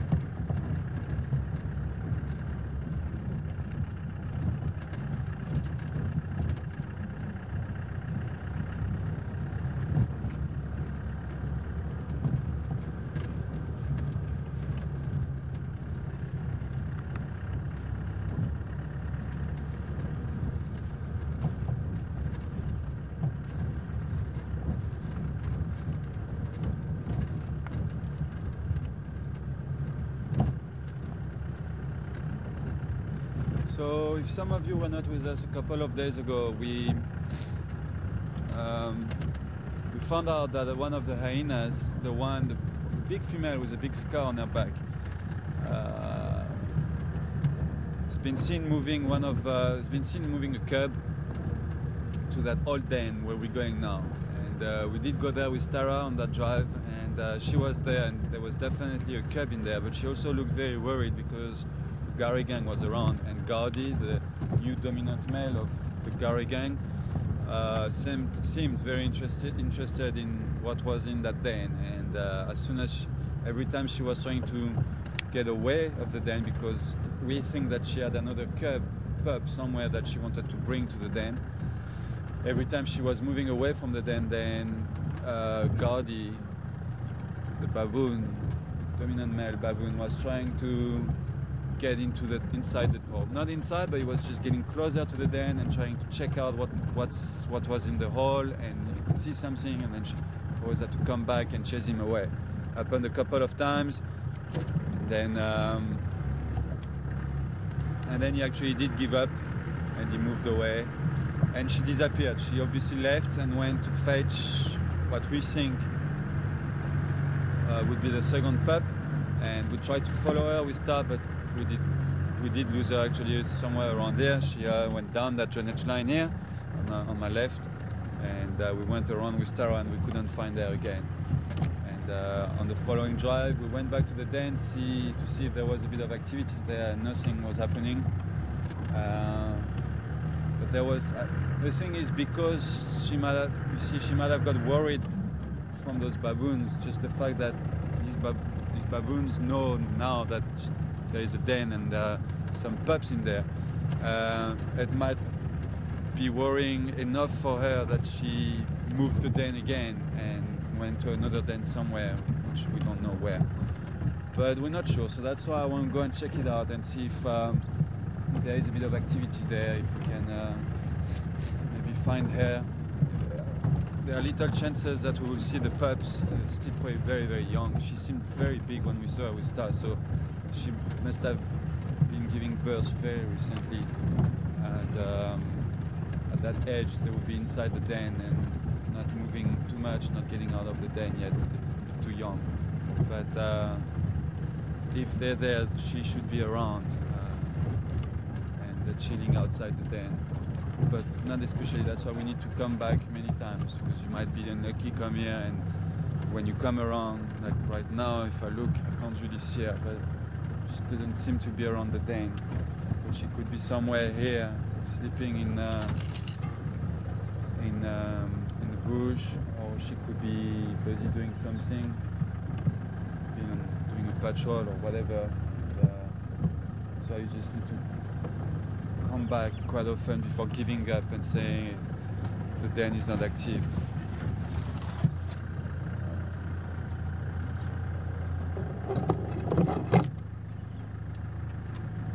Yeah. And that was one.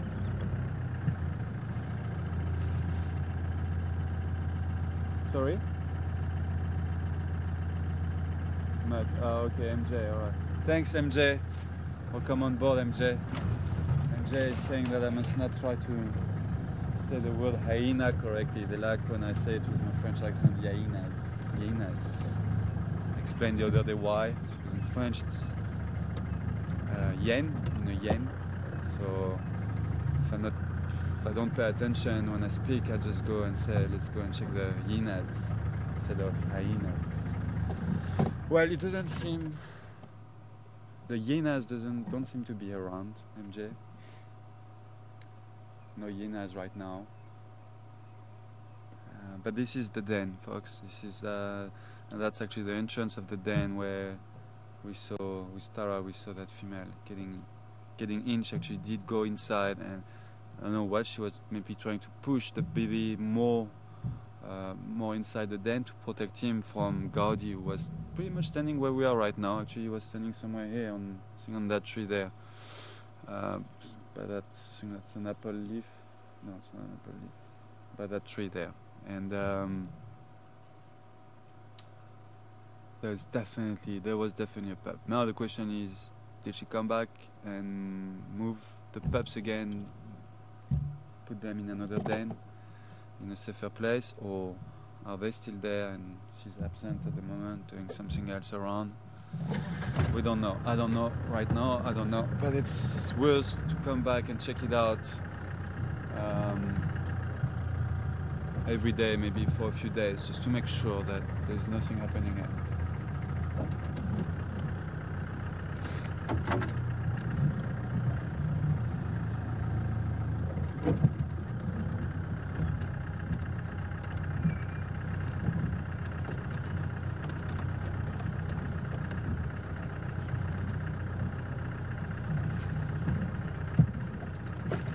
Oh, Raisa, I understand your question, Raisa. So welcome on board.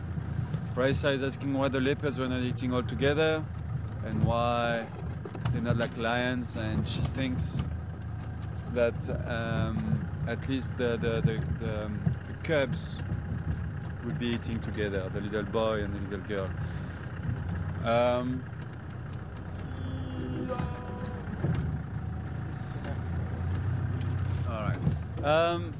No, what you just saw now doesn't mean that it's always like that, Raisa. I'm not too sure why the little boy wasn't feeding, because he must be as hungry as Shivinzi. So I don't know why.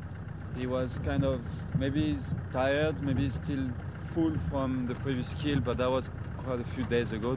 I think 2 or 3 days ago. So, and his belly didn't really look like he was really full. So I don't know why he wasn't feeding. Karula was probably not feeding because she was just probably tired from making the kill and she needed a rest. And she made the kill, she had to go and get the cubs, bring the cubs, so probably need a bit of a break, if you know what I mean. And the cubs, we've seen the cubs feeding together on the kill. It does happen, and sometimes they just don't. Sometimes you'll see the girl feeding by herself, and the little boy let the Shivan will join later. So it doesn't really. There is no like set, you know. There is nothing. It's not like this is nature once again. So it's not like always happening the same way. And the same thing with lions. You're saying you would think they would be like lions feeding all together. I've seen lions.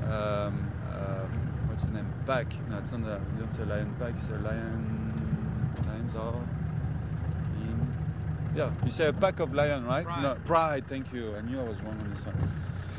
I've seen lion prides where you would see individuals sleeping and one individual feeding. And it's just some of them are full, some of them are still hungry. And what's it in French? In French, you say une meute de lion. Une meute de lion. Yeah, I think you say meute. M-E-U-T-E, meute. But it's also, you would say that for a pack as... Eh? M-E-U-T-E spells meute. Meute, yeah. Une meute de lion. Meute. Une meute de lion, yes. Une meute de lion. I think you say that. You say une meute de loup, that's for sure, for wolves. Or wolves. Wolves, yeah. That's Meute, pack. yeah. But that's what I was saying. That's why it's confusing. We say the same word for lions and for wolves. Yeah. Wolves.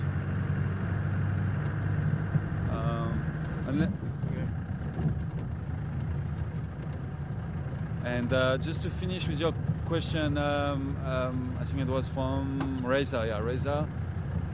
We might go back there later. I'll try my best that we can go and have another look at them later on this afternoon before we shut down, before we close down. And you see, maybe they'll be all feeding together. Maybe just Karula will be feeding and she'll be feeding with the little boy. We don't know. It's just it depends. The best answer we can give you most of the time. It depends. If they're hungry, if they're not, and if they're tired, if they're not, if they're hot and bothered, or if they're not. So yeah. All right. Tara is dying to send me another question. I can picture her in FC going. I've got lots of questions. All right, fire all. Do quick answers.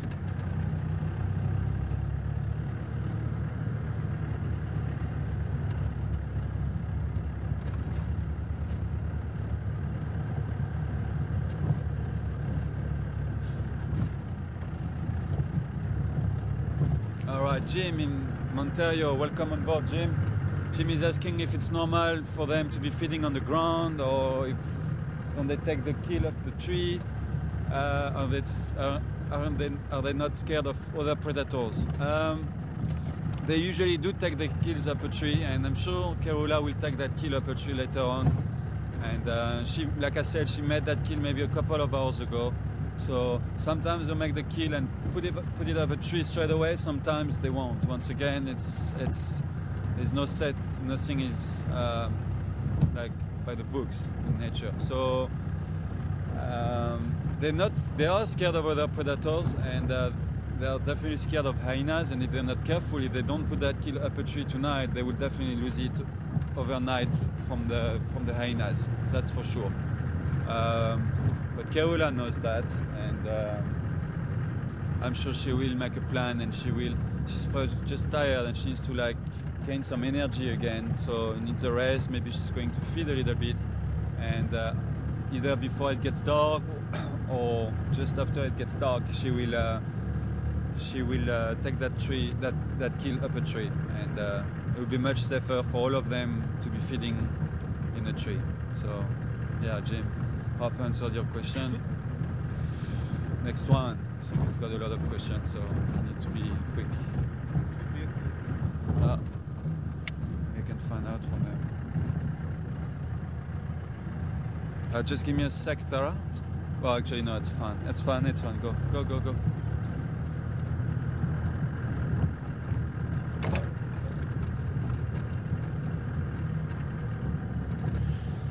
Minerva. Afternoon, Minerva. Welcome on board. Minerva wants to know if hyenas give birth inside the den. I'm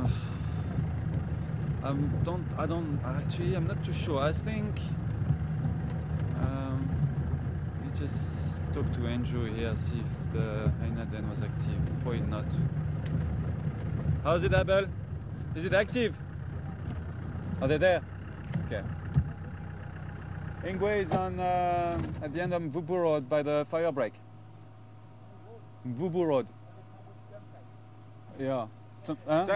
Junction fire break. Yeah. In Lechkova. Cheers, see you later. Yes.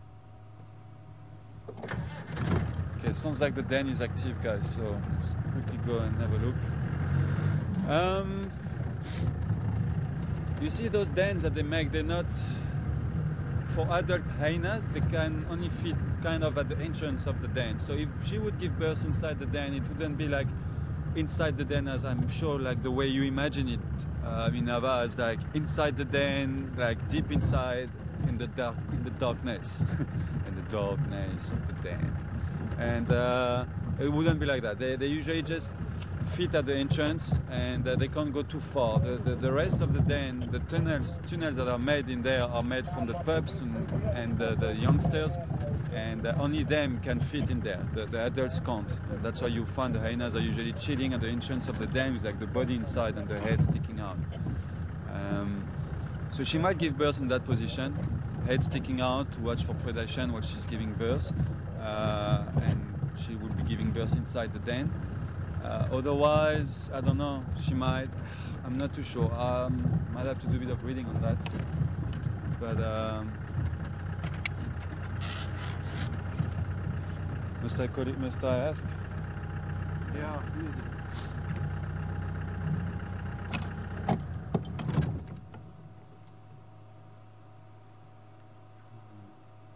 How do you say that? Let me do. A station with NPC car. Oh yeah, that's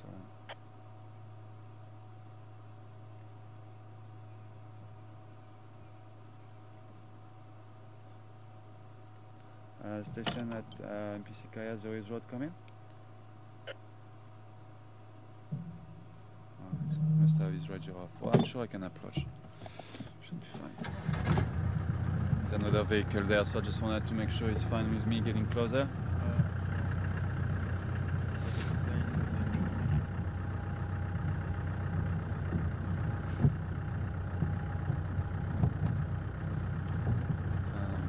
So yeah, Minerva, to finish with your question.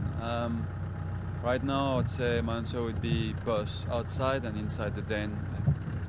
It depends on when it happens and the situation she is in when she's going to give birth. Oh, hello, my babies. Been missing you. Huh? It's good. I haven't seen you for a few days. Hello. Okay.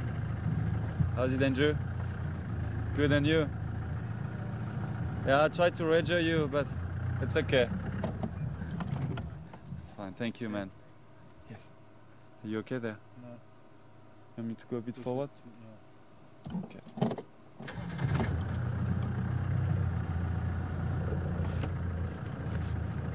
That's fine?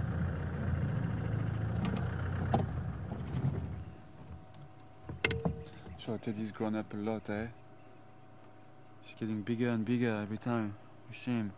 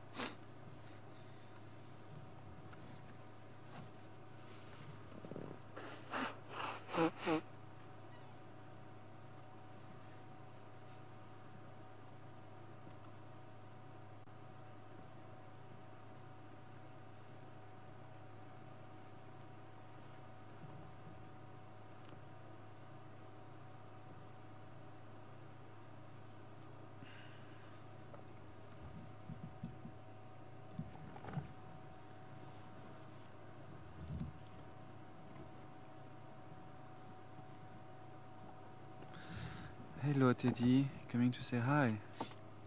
Hello, little one.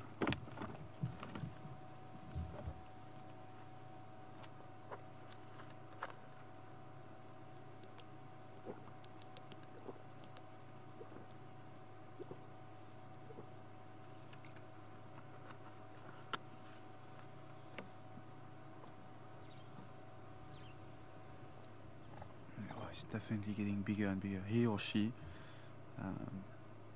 Must forgive me for when I say he or she, because we don't know yet. You can't really. It's very difficult to sex hyenas at that age, and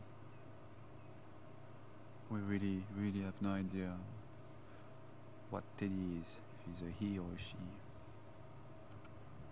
Even these youngsters, we don't know.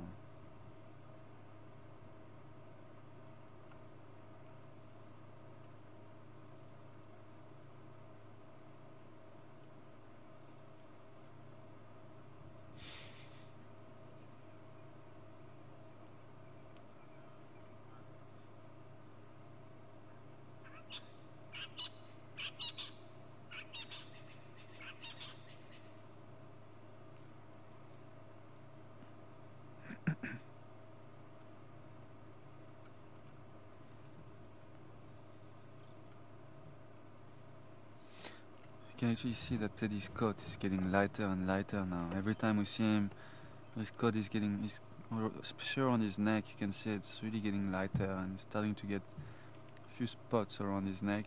His head is also getting lighter, and like I was saying, they usually lose their black coat or they start getting their spots around 4 months old. So it's still quite a way from ocean. Leave him alone. You're gonna hurt him.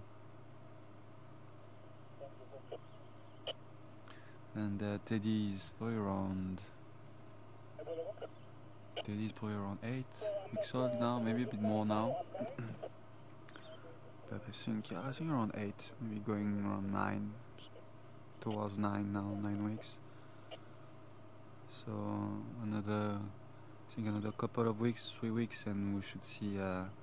We should have a complete different teddy. We should have a spotted teddy in a month's time. We'll be interested. What are we now? 22 of September. Let's see, around the 15th of October. So basically, pretty much when we're gonna come back from our leave cycle. We'll be back around the 13th, and it will be interesting to see what Teddy looks like at that stage and what he's going to look like at the end of October. It should be spot on by the end of October.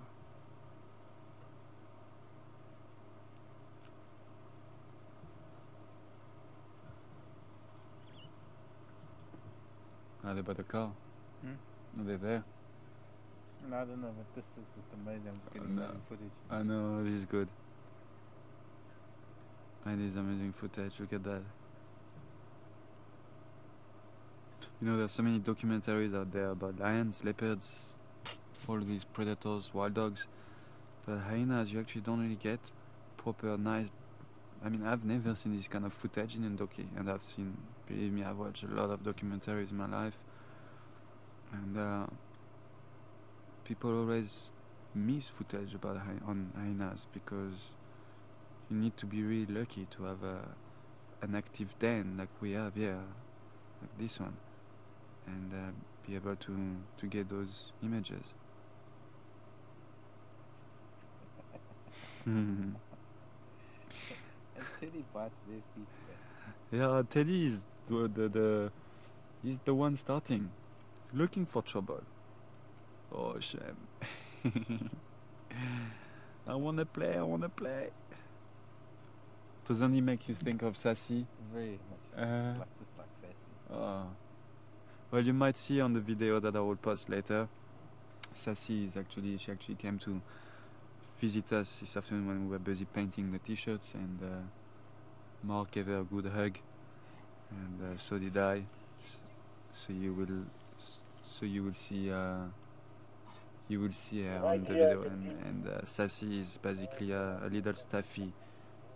Nikki is the lodge manager of Juma Voyatela, and she's got a little puppy at the moment with Jess, and it's a little staffy, and they called her Sassy, or Sassy the nickname, and she really looks like Teddy. Same, pretty much same body size, same color, and same kind of character, like just very playful, and we every evening we say, oh, wish we could put Sassy and Teddy together and see how they would play together and what would happen. So maybe one evening I'll take Teddy back home with me.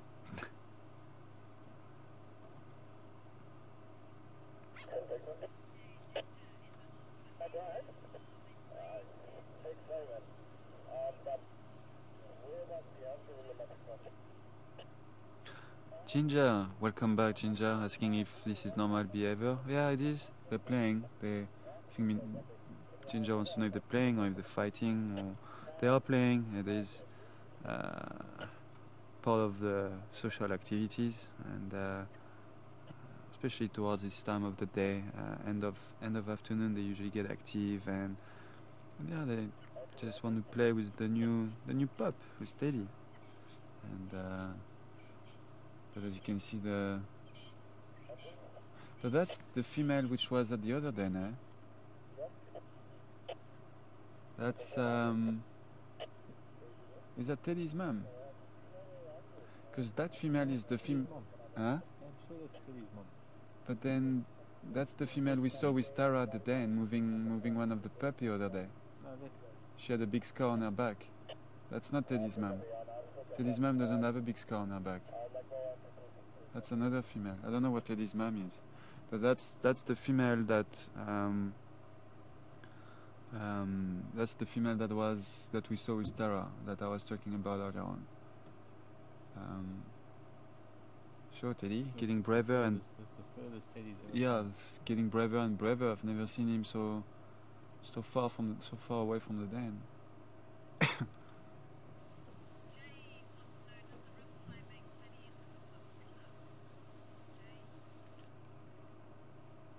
Jane, good evening, Jane. Wants to know if what the rough plays does what?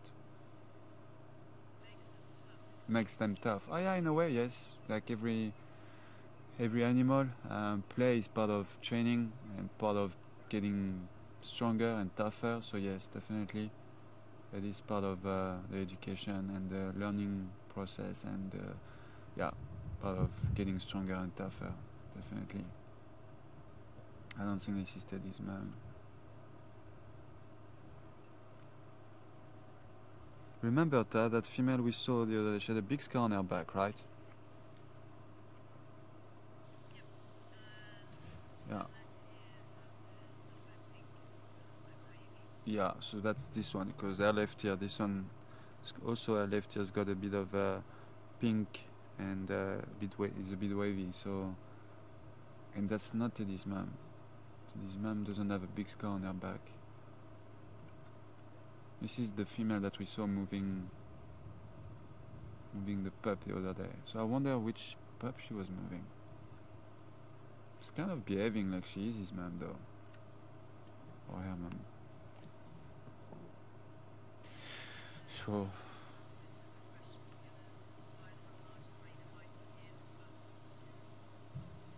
Sorry Ta, there's a lot of statics in the radio, you're gonna have to shout.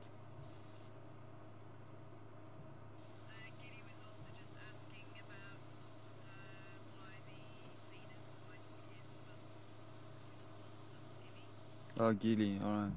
Well, Gilly, good evening to you. In the same line as the previous question, Gilly wants to know why they bite. The older hyenas were busy biting Teddy's feet and ears and stuff. And it is part of the play, it is part of making him or her a little bit stronger and tougher. And it's just the way they play. But they don't hurt him. There's nothing bad in that behavior. They're not doing that to hurt him or make him bleed or anything. It's just hey little one, very inquisitive, eh?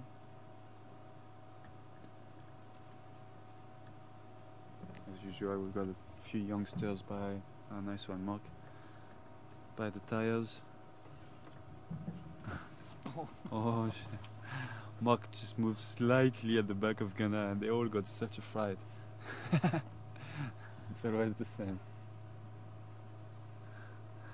They'll come back. I'll come back. Sorry, children.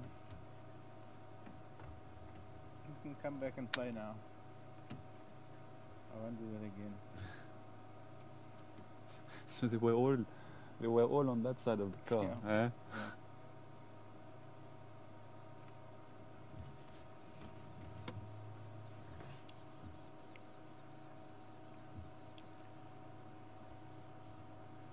Yeah, she does behave like she's Teddy's mom. I'm sure I'm a bit confused now.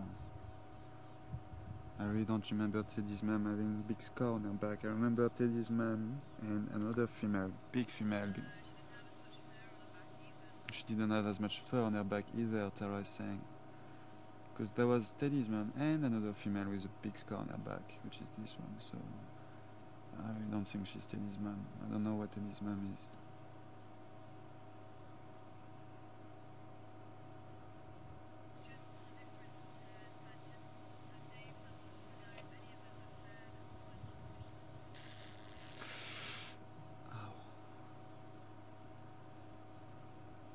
Sorry, Ta, I lost you there. You're gonna have to repeat that, please. Statics or just went crazy in my ear.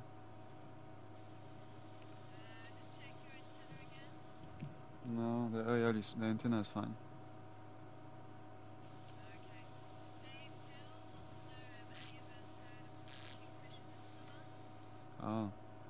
Dave. Good evening, Dave. And welcome to Juma. Welcome to the Hyena Den. Dave wants to know if I don't know if I heard you correctly, but does he want to know if we've heard woodland kingfisher already? Yeah. He's a big bird. All right, David. No, not yet. It's still a little bit early to hear woodland kingfisher. We're still quite in spring at the moment, so and they arrive a little bit later at the beginning of summer. So let's give it another couple of months, and we should hear them end of October, during the course of November they should start getting here. Teddy's very brave this afternoon. And you are still very inquisitive, you, yeah?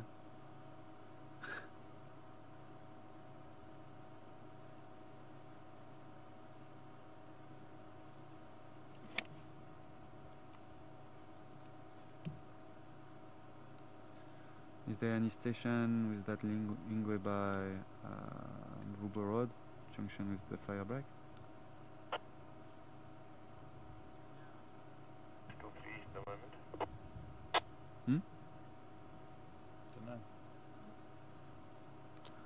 Sorry, Graham, didn't copy you there. There's still 3 cars. Alright, copy, thank you. Give you a shot now, man. Thank you very much. By the way, I'm at the MPC Car on Zoe's Road, and it's very active, so you might want to come around that side later on.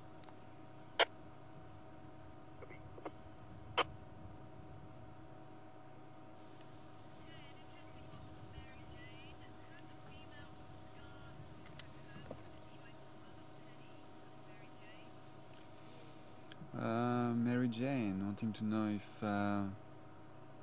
if it's possible that the female with a scar on her back could have lost her baby, a pup, and trying to now be Teddy's mom. Well, she could have lost her pup, but there is no way she'll become Teddy's mom, and that will not happen. In Hyena society, the pups won't even be allowed to suckle another female that is not their mom. So this is if Teddy would actually now go and try to drink from that female with the big scar on her back, she won't even let him. It's only the mothers can suckle their puppies, and not the other females, even though they have babies at the same time, and they would be able to suckle. They are very strict about that. There is no helping there is no helping in this. So no, she wouldn't try to become Teddy's mom, not at all. But I don't know if she had a pup, and where is that pup? And that morning, what happened is one of the Juma Vuyatela guides saw her walking with a pup, carrying a pup in her mouth, and she was walking towards that den that we just went now, that other den, the old one. So what pup was she carrying? I don't know.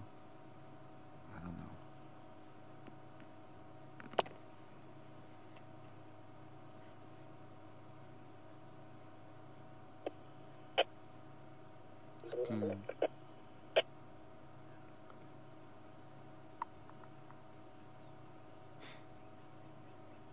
Hello, little ones.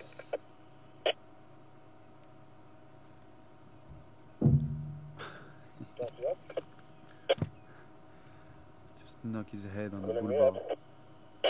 Oh, the English is very close to the Karula on the far break here in area. So, if you guys very close now, it's not for you. Okay, copy. I'm here by Ankara open, but I'll slowly make my way there. See if I can get them. Okay. Copy. Are you gonna stay with them for a bit, or are you gonna leave them now? 3 more of us still here, so I'll like to keep out with you guys. Okay, copy. I'm slowly gonna make my way there.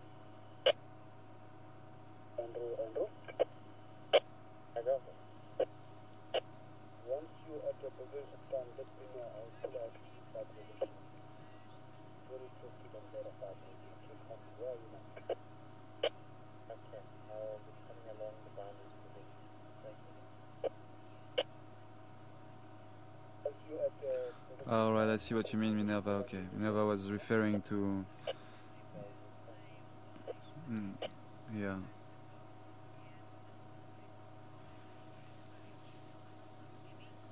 To confirm, are you on a handheld or are you on base station?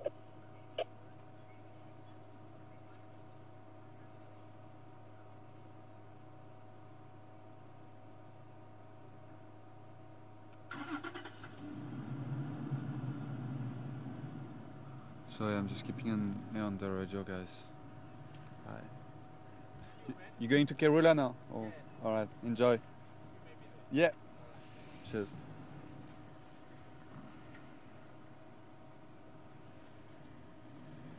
I don't know if we'll have a chance to get back to Karula and their cubs on the kill. We'll see how it goes, but sure.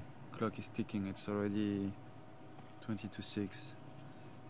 Close to 20 to 6. But Guinea was referring a question about biting. The other one, she was actually referring to the older cubs biting the younger ones earlier, not biting Teddy. But that was at the beginning of the site when we just arrived at the sighting. Just want to check that female there.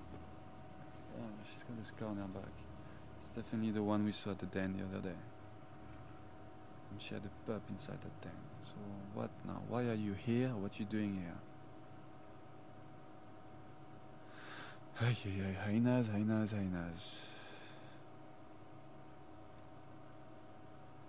get so confusing. I think it was domination, Guinea, just to answer your question. Bit of play, but also kind of play as like to show them who's dominant, you know, like who's dominant over who. And that's what you saw. And I did answer your question as I guess what you were talking about Teddy, but Tara is letting me know that you were talking more about the older pups playing with the younger ones, playing or biting their ears and their legs, and it was a bit of play, but it was also like kind of we are a bit older than you and you need to respect us basically, and it's just a bit of domination there. Shall we drive around and get a better view from that side over there? Seems like it's happening on the other side of the den now. No. we had a puppy by the car though. As I switched on the car, phew, one of the pup just ran away.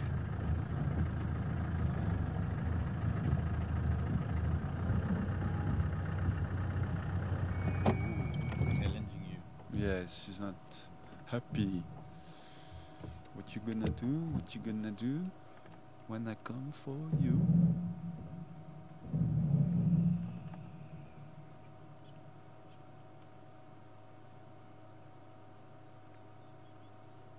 So yeah, I was saying I don't know if we'll have time. Also, there are lots of people interested, obviously, to go to Karula. At least we did get a chance to go there and spend. I think we did spend a good 15, maybe 20 minutes there.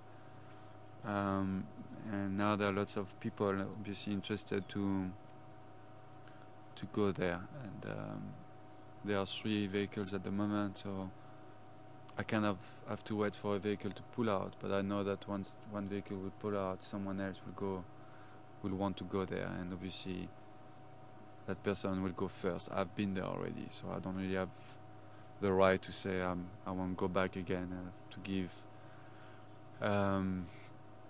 the right of way to people who haven't been there yet. So, but we'll see how it goes. We're not bad here either. Chilling with the hyenas. Nice. Watching some nice interactions.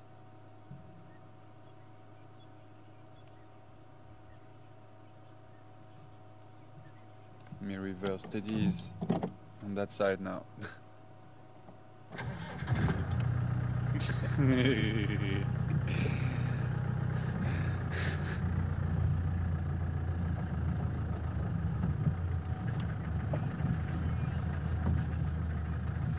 Also, that female's gone, so there's no one to protect Teddy now. Sorry, Mark, that female is gone. Oh, what's Teddy's mom, you mean? Yeah, the one that was with Teddy, keep cleaning it. She's gone. Yeah, she went that way, huh? No, no, actually, isn't she on the other side of the den there? Oh, wait, no, yeah, she went back that side. Yeah, she's over there on the other side. But this sub-adult's gonna take chances now, I'll tell you. Just be good. Sorry, Ta, what were you saying?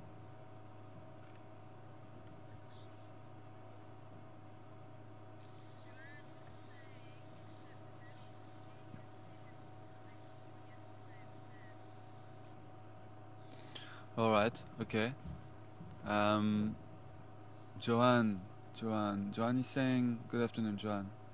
Joanne is saying that that female with a scar on her back doesn't have a big belly like the one we saw at the den the other day with Tara. True, she had a bit more of a rounded belly that day, but it's definitely her, Joanne. There is no two hyenas with a big scar like that on her back and a left ear a bit wobbly and with a bit pinky at the tip like that. It's definitely her. She was a bit rounded, maybe because she had some food during the night. I don't know. Tara was thinking that she was pregnant or she just gave birth, which was also a possibility.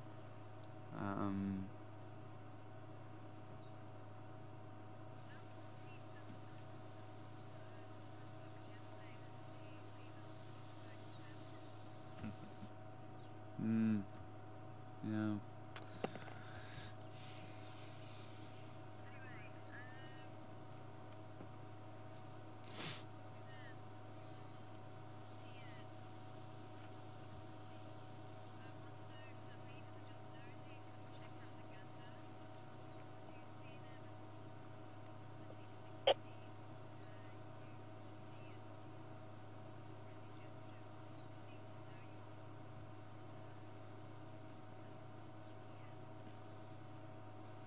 Suzanne, good afternoon, Suzanne. Suzanne wanting to know if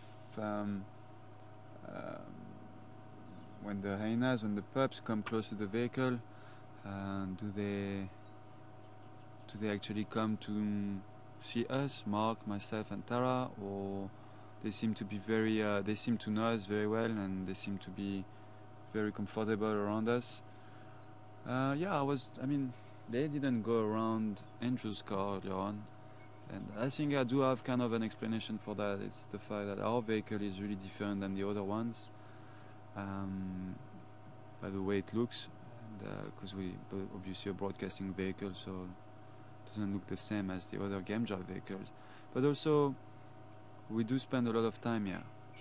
I think we spend more time than the other game drive vehicles. The other game drive vehicles would come, pop in, and probably stay like 5 minutes. And look at what they're missing, you know. They'll stay 5-10 minutes and then they'll carry on with their drive, because people at the back of the vehicle want to see as much as they can during their 2 days stay at Chumavuyatela or wherever the lodge is. Where in our situation it's a bit different. We're here all the time. We're out there every day, and we can spend as much time as we want with animals, because it's not like we have a 2-night stay here. We will be doing it for weeks and weeks to come again, you know. And some of you out there have been with us for years. So the hyenas obviously got used to that. They're used to our vehicle, and they're used to our presence, and they know that we stay quite some time and we are not a danger, and they're just curious about the vehicle, and they remember that previously, in the previous visits, when they used to come and sniff Kanda or chew the tires, nothing bad happened to them. So they know it's safe. They know there is a limit at what they're doing, that Mark, myself, and Tara put. And that's basically to not get too close, not get too inquisitive, and just come and bite our feet or whatever. And there is a limit we put. But even though we put that limit, they seem to enjoy coming and smelling the vehicle and walking under the vehicle, and that's because they feel safe. Now, to say that they come and say hi to me or to Mark or to Tara, I don't know. I don't really think so. It's not like they come to say hi to whoever is in the vehicle. They just come to say hi to the vehicle itself, to what it represents, that whole entity, that old big green thing which smells like rubber and diesel, and that is very relaxed and chill around them.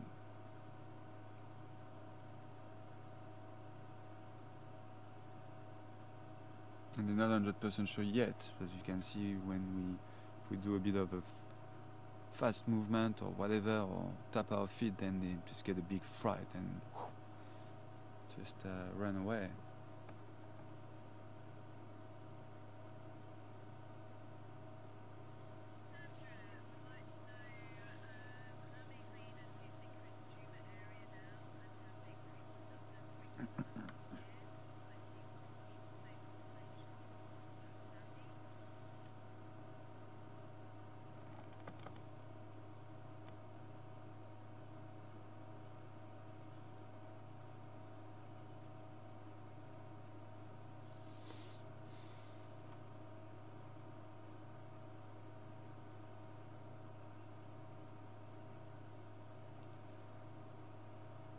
Sandy, good evening to you, Sandy. Sandy wanting to know if I think that there are more hyenas in Juma Game Reserve now, and if the population has increased since the last 2 years. I don't know, Sandy. I'm sorry. I don't know how many hyenas we have here on Juma. We've got all of these ones here, and obviously Floppy here, and a few others that we do see sometimes on kill. But to give you a number, it's very difficult. There are a lot of bush that we don't cover, and there is probably another den, or even maybe 2 other dens that we don't know, we don't see, and we don't know how many hyenas are there. So it's difficult to give you a number. It's also very difficult to tell you if the number have increased or decreased in the past 2 years. For this, I think I need to speak to kind of the rangers of the reserve, and even though it's going to be difficult for them because they have numbers probably for the whole reserve, but not for like specific areas, you know. Maybe they do, I don't know.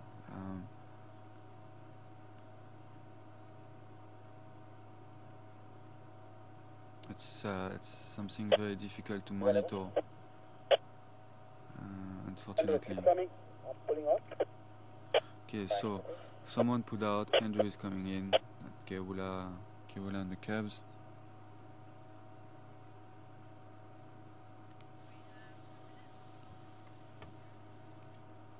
Just bull shoulders, not scarred shoulders. Very, very close by here. Okay, boy, I love to come. But, okay, I'm trying. They're coming slowly towards your gun. Okay, thanks, man. I'm coming back. Yeah, Andrew, I'm pulling out. Pull in.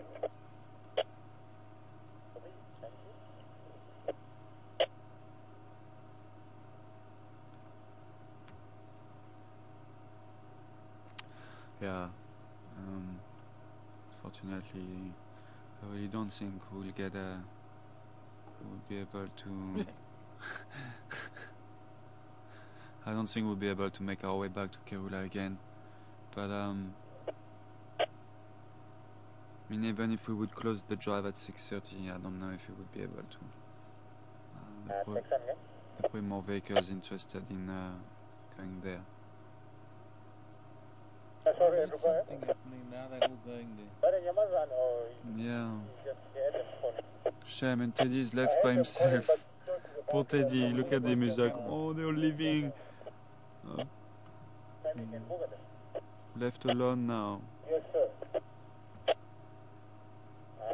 They're coming south. We need to walk that past them and find out again.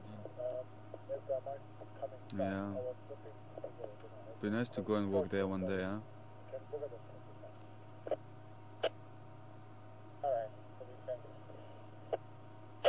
Andrew, yeah, keep coming Dead, Sorry? Teddy gone in the hole. He's gone, alright. And the rest of the pack is gone over there. they heard something and they all moved, they all went that way. I don't know why.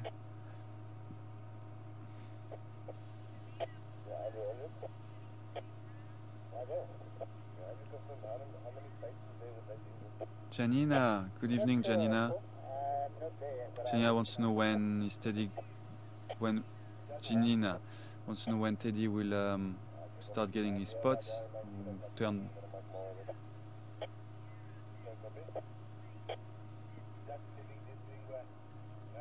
When will he turn brown? In around 4 months old, and he's already starting. Like I was saying earlier on, you can see around his neck he's getting more brownish, light color, and I was saying I think it would be interesting in a month's time, mid-October, end of October, we should have a spot on Teddy. That's usually around 4 months that they start looking like adults. Still have long hair, but more spots and much lighter coat. All right, guys. And it's starting to rain. Awesome sighting, yes. Starting to drizzle as well. So I'm slowly gonna make my way back towards quarantine. See if we find some interesting game on the way. But sure, that was a nice sighting. Bye, Teddy. Bye, little one.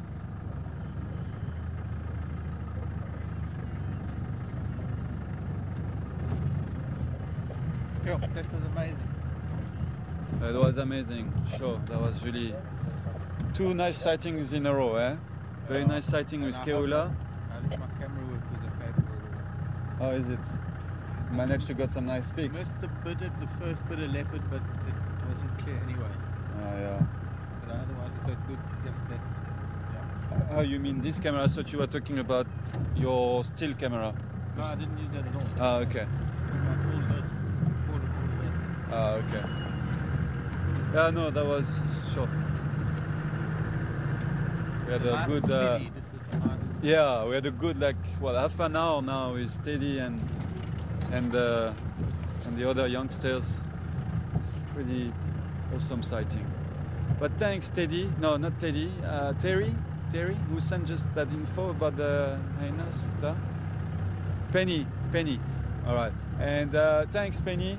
Nice info. Nice to know that they are apparently around, if I'm not mistaken, 4,500 hyenas in Kruger National Park. That's right. So, 4.5. All right. Thanks. Okay. So thanks, Penny. 4,500 hyenas in Kruger National Park. Good number. But I wonder how many we have here. Probably, I don't know. I'm not gonna give any number because that might be very far from the truth or from the real number. So something to look at.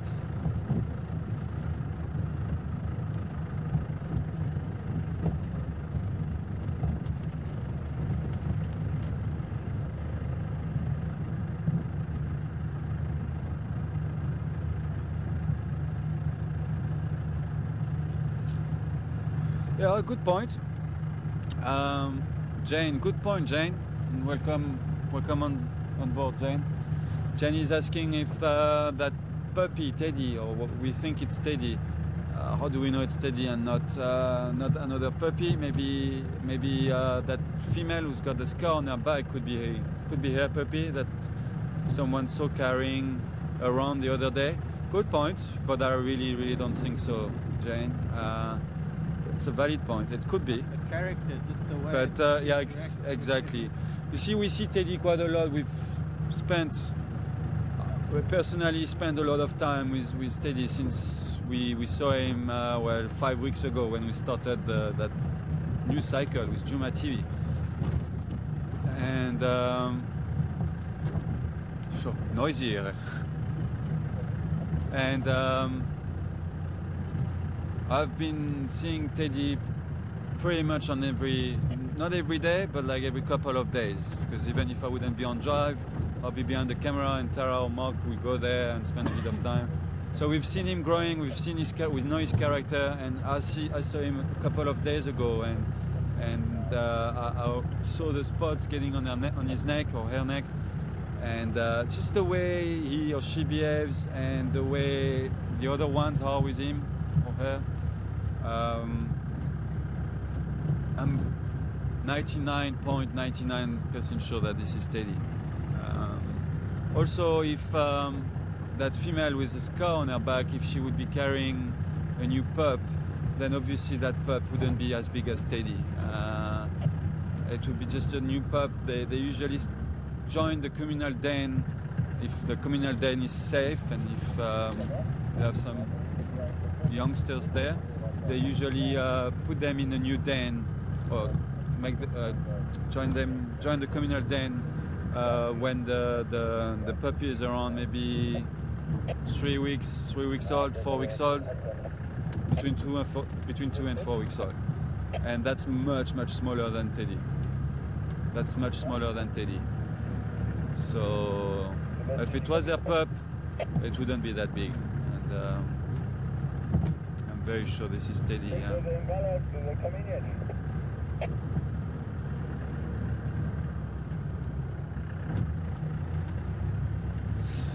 But yeah, unfortunately I'm going to have to say goodbye, folks.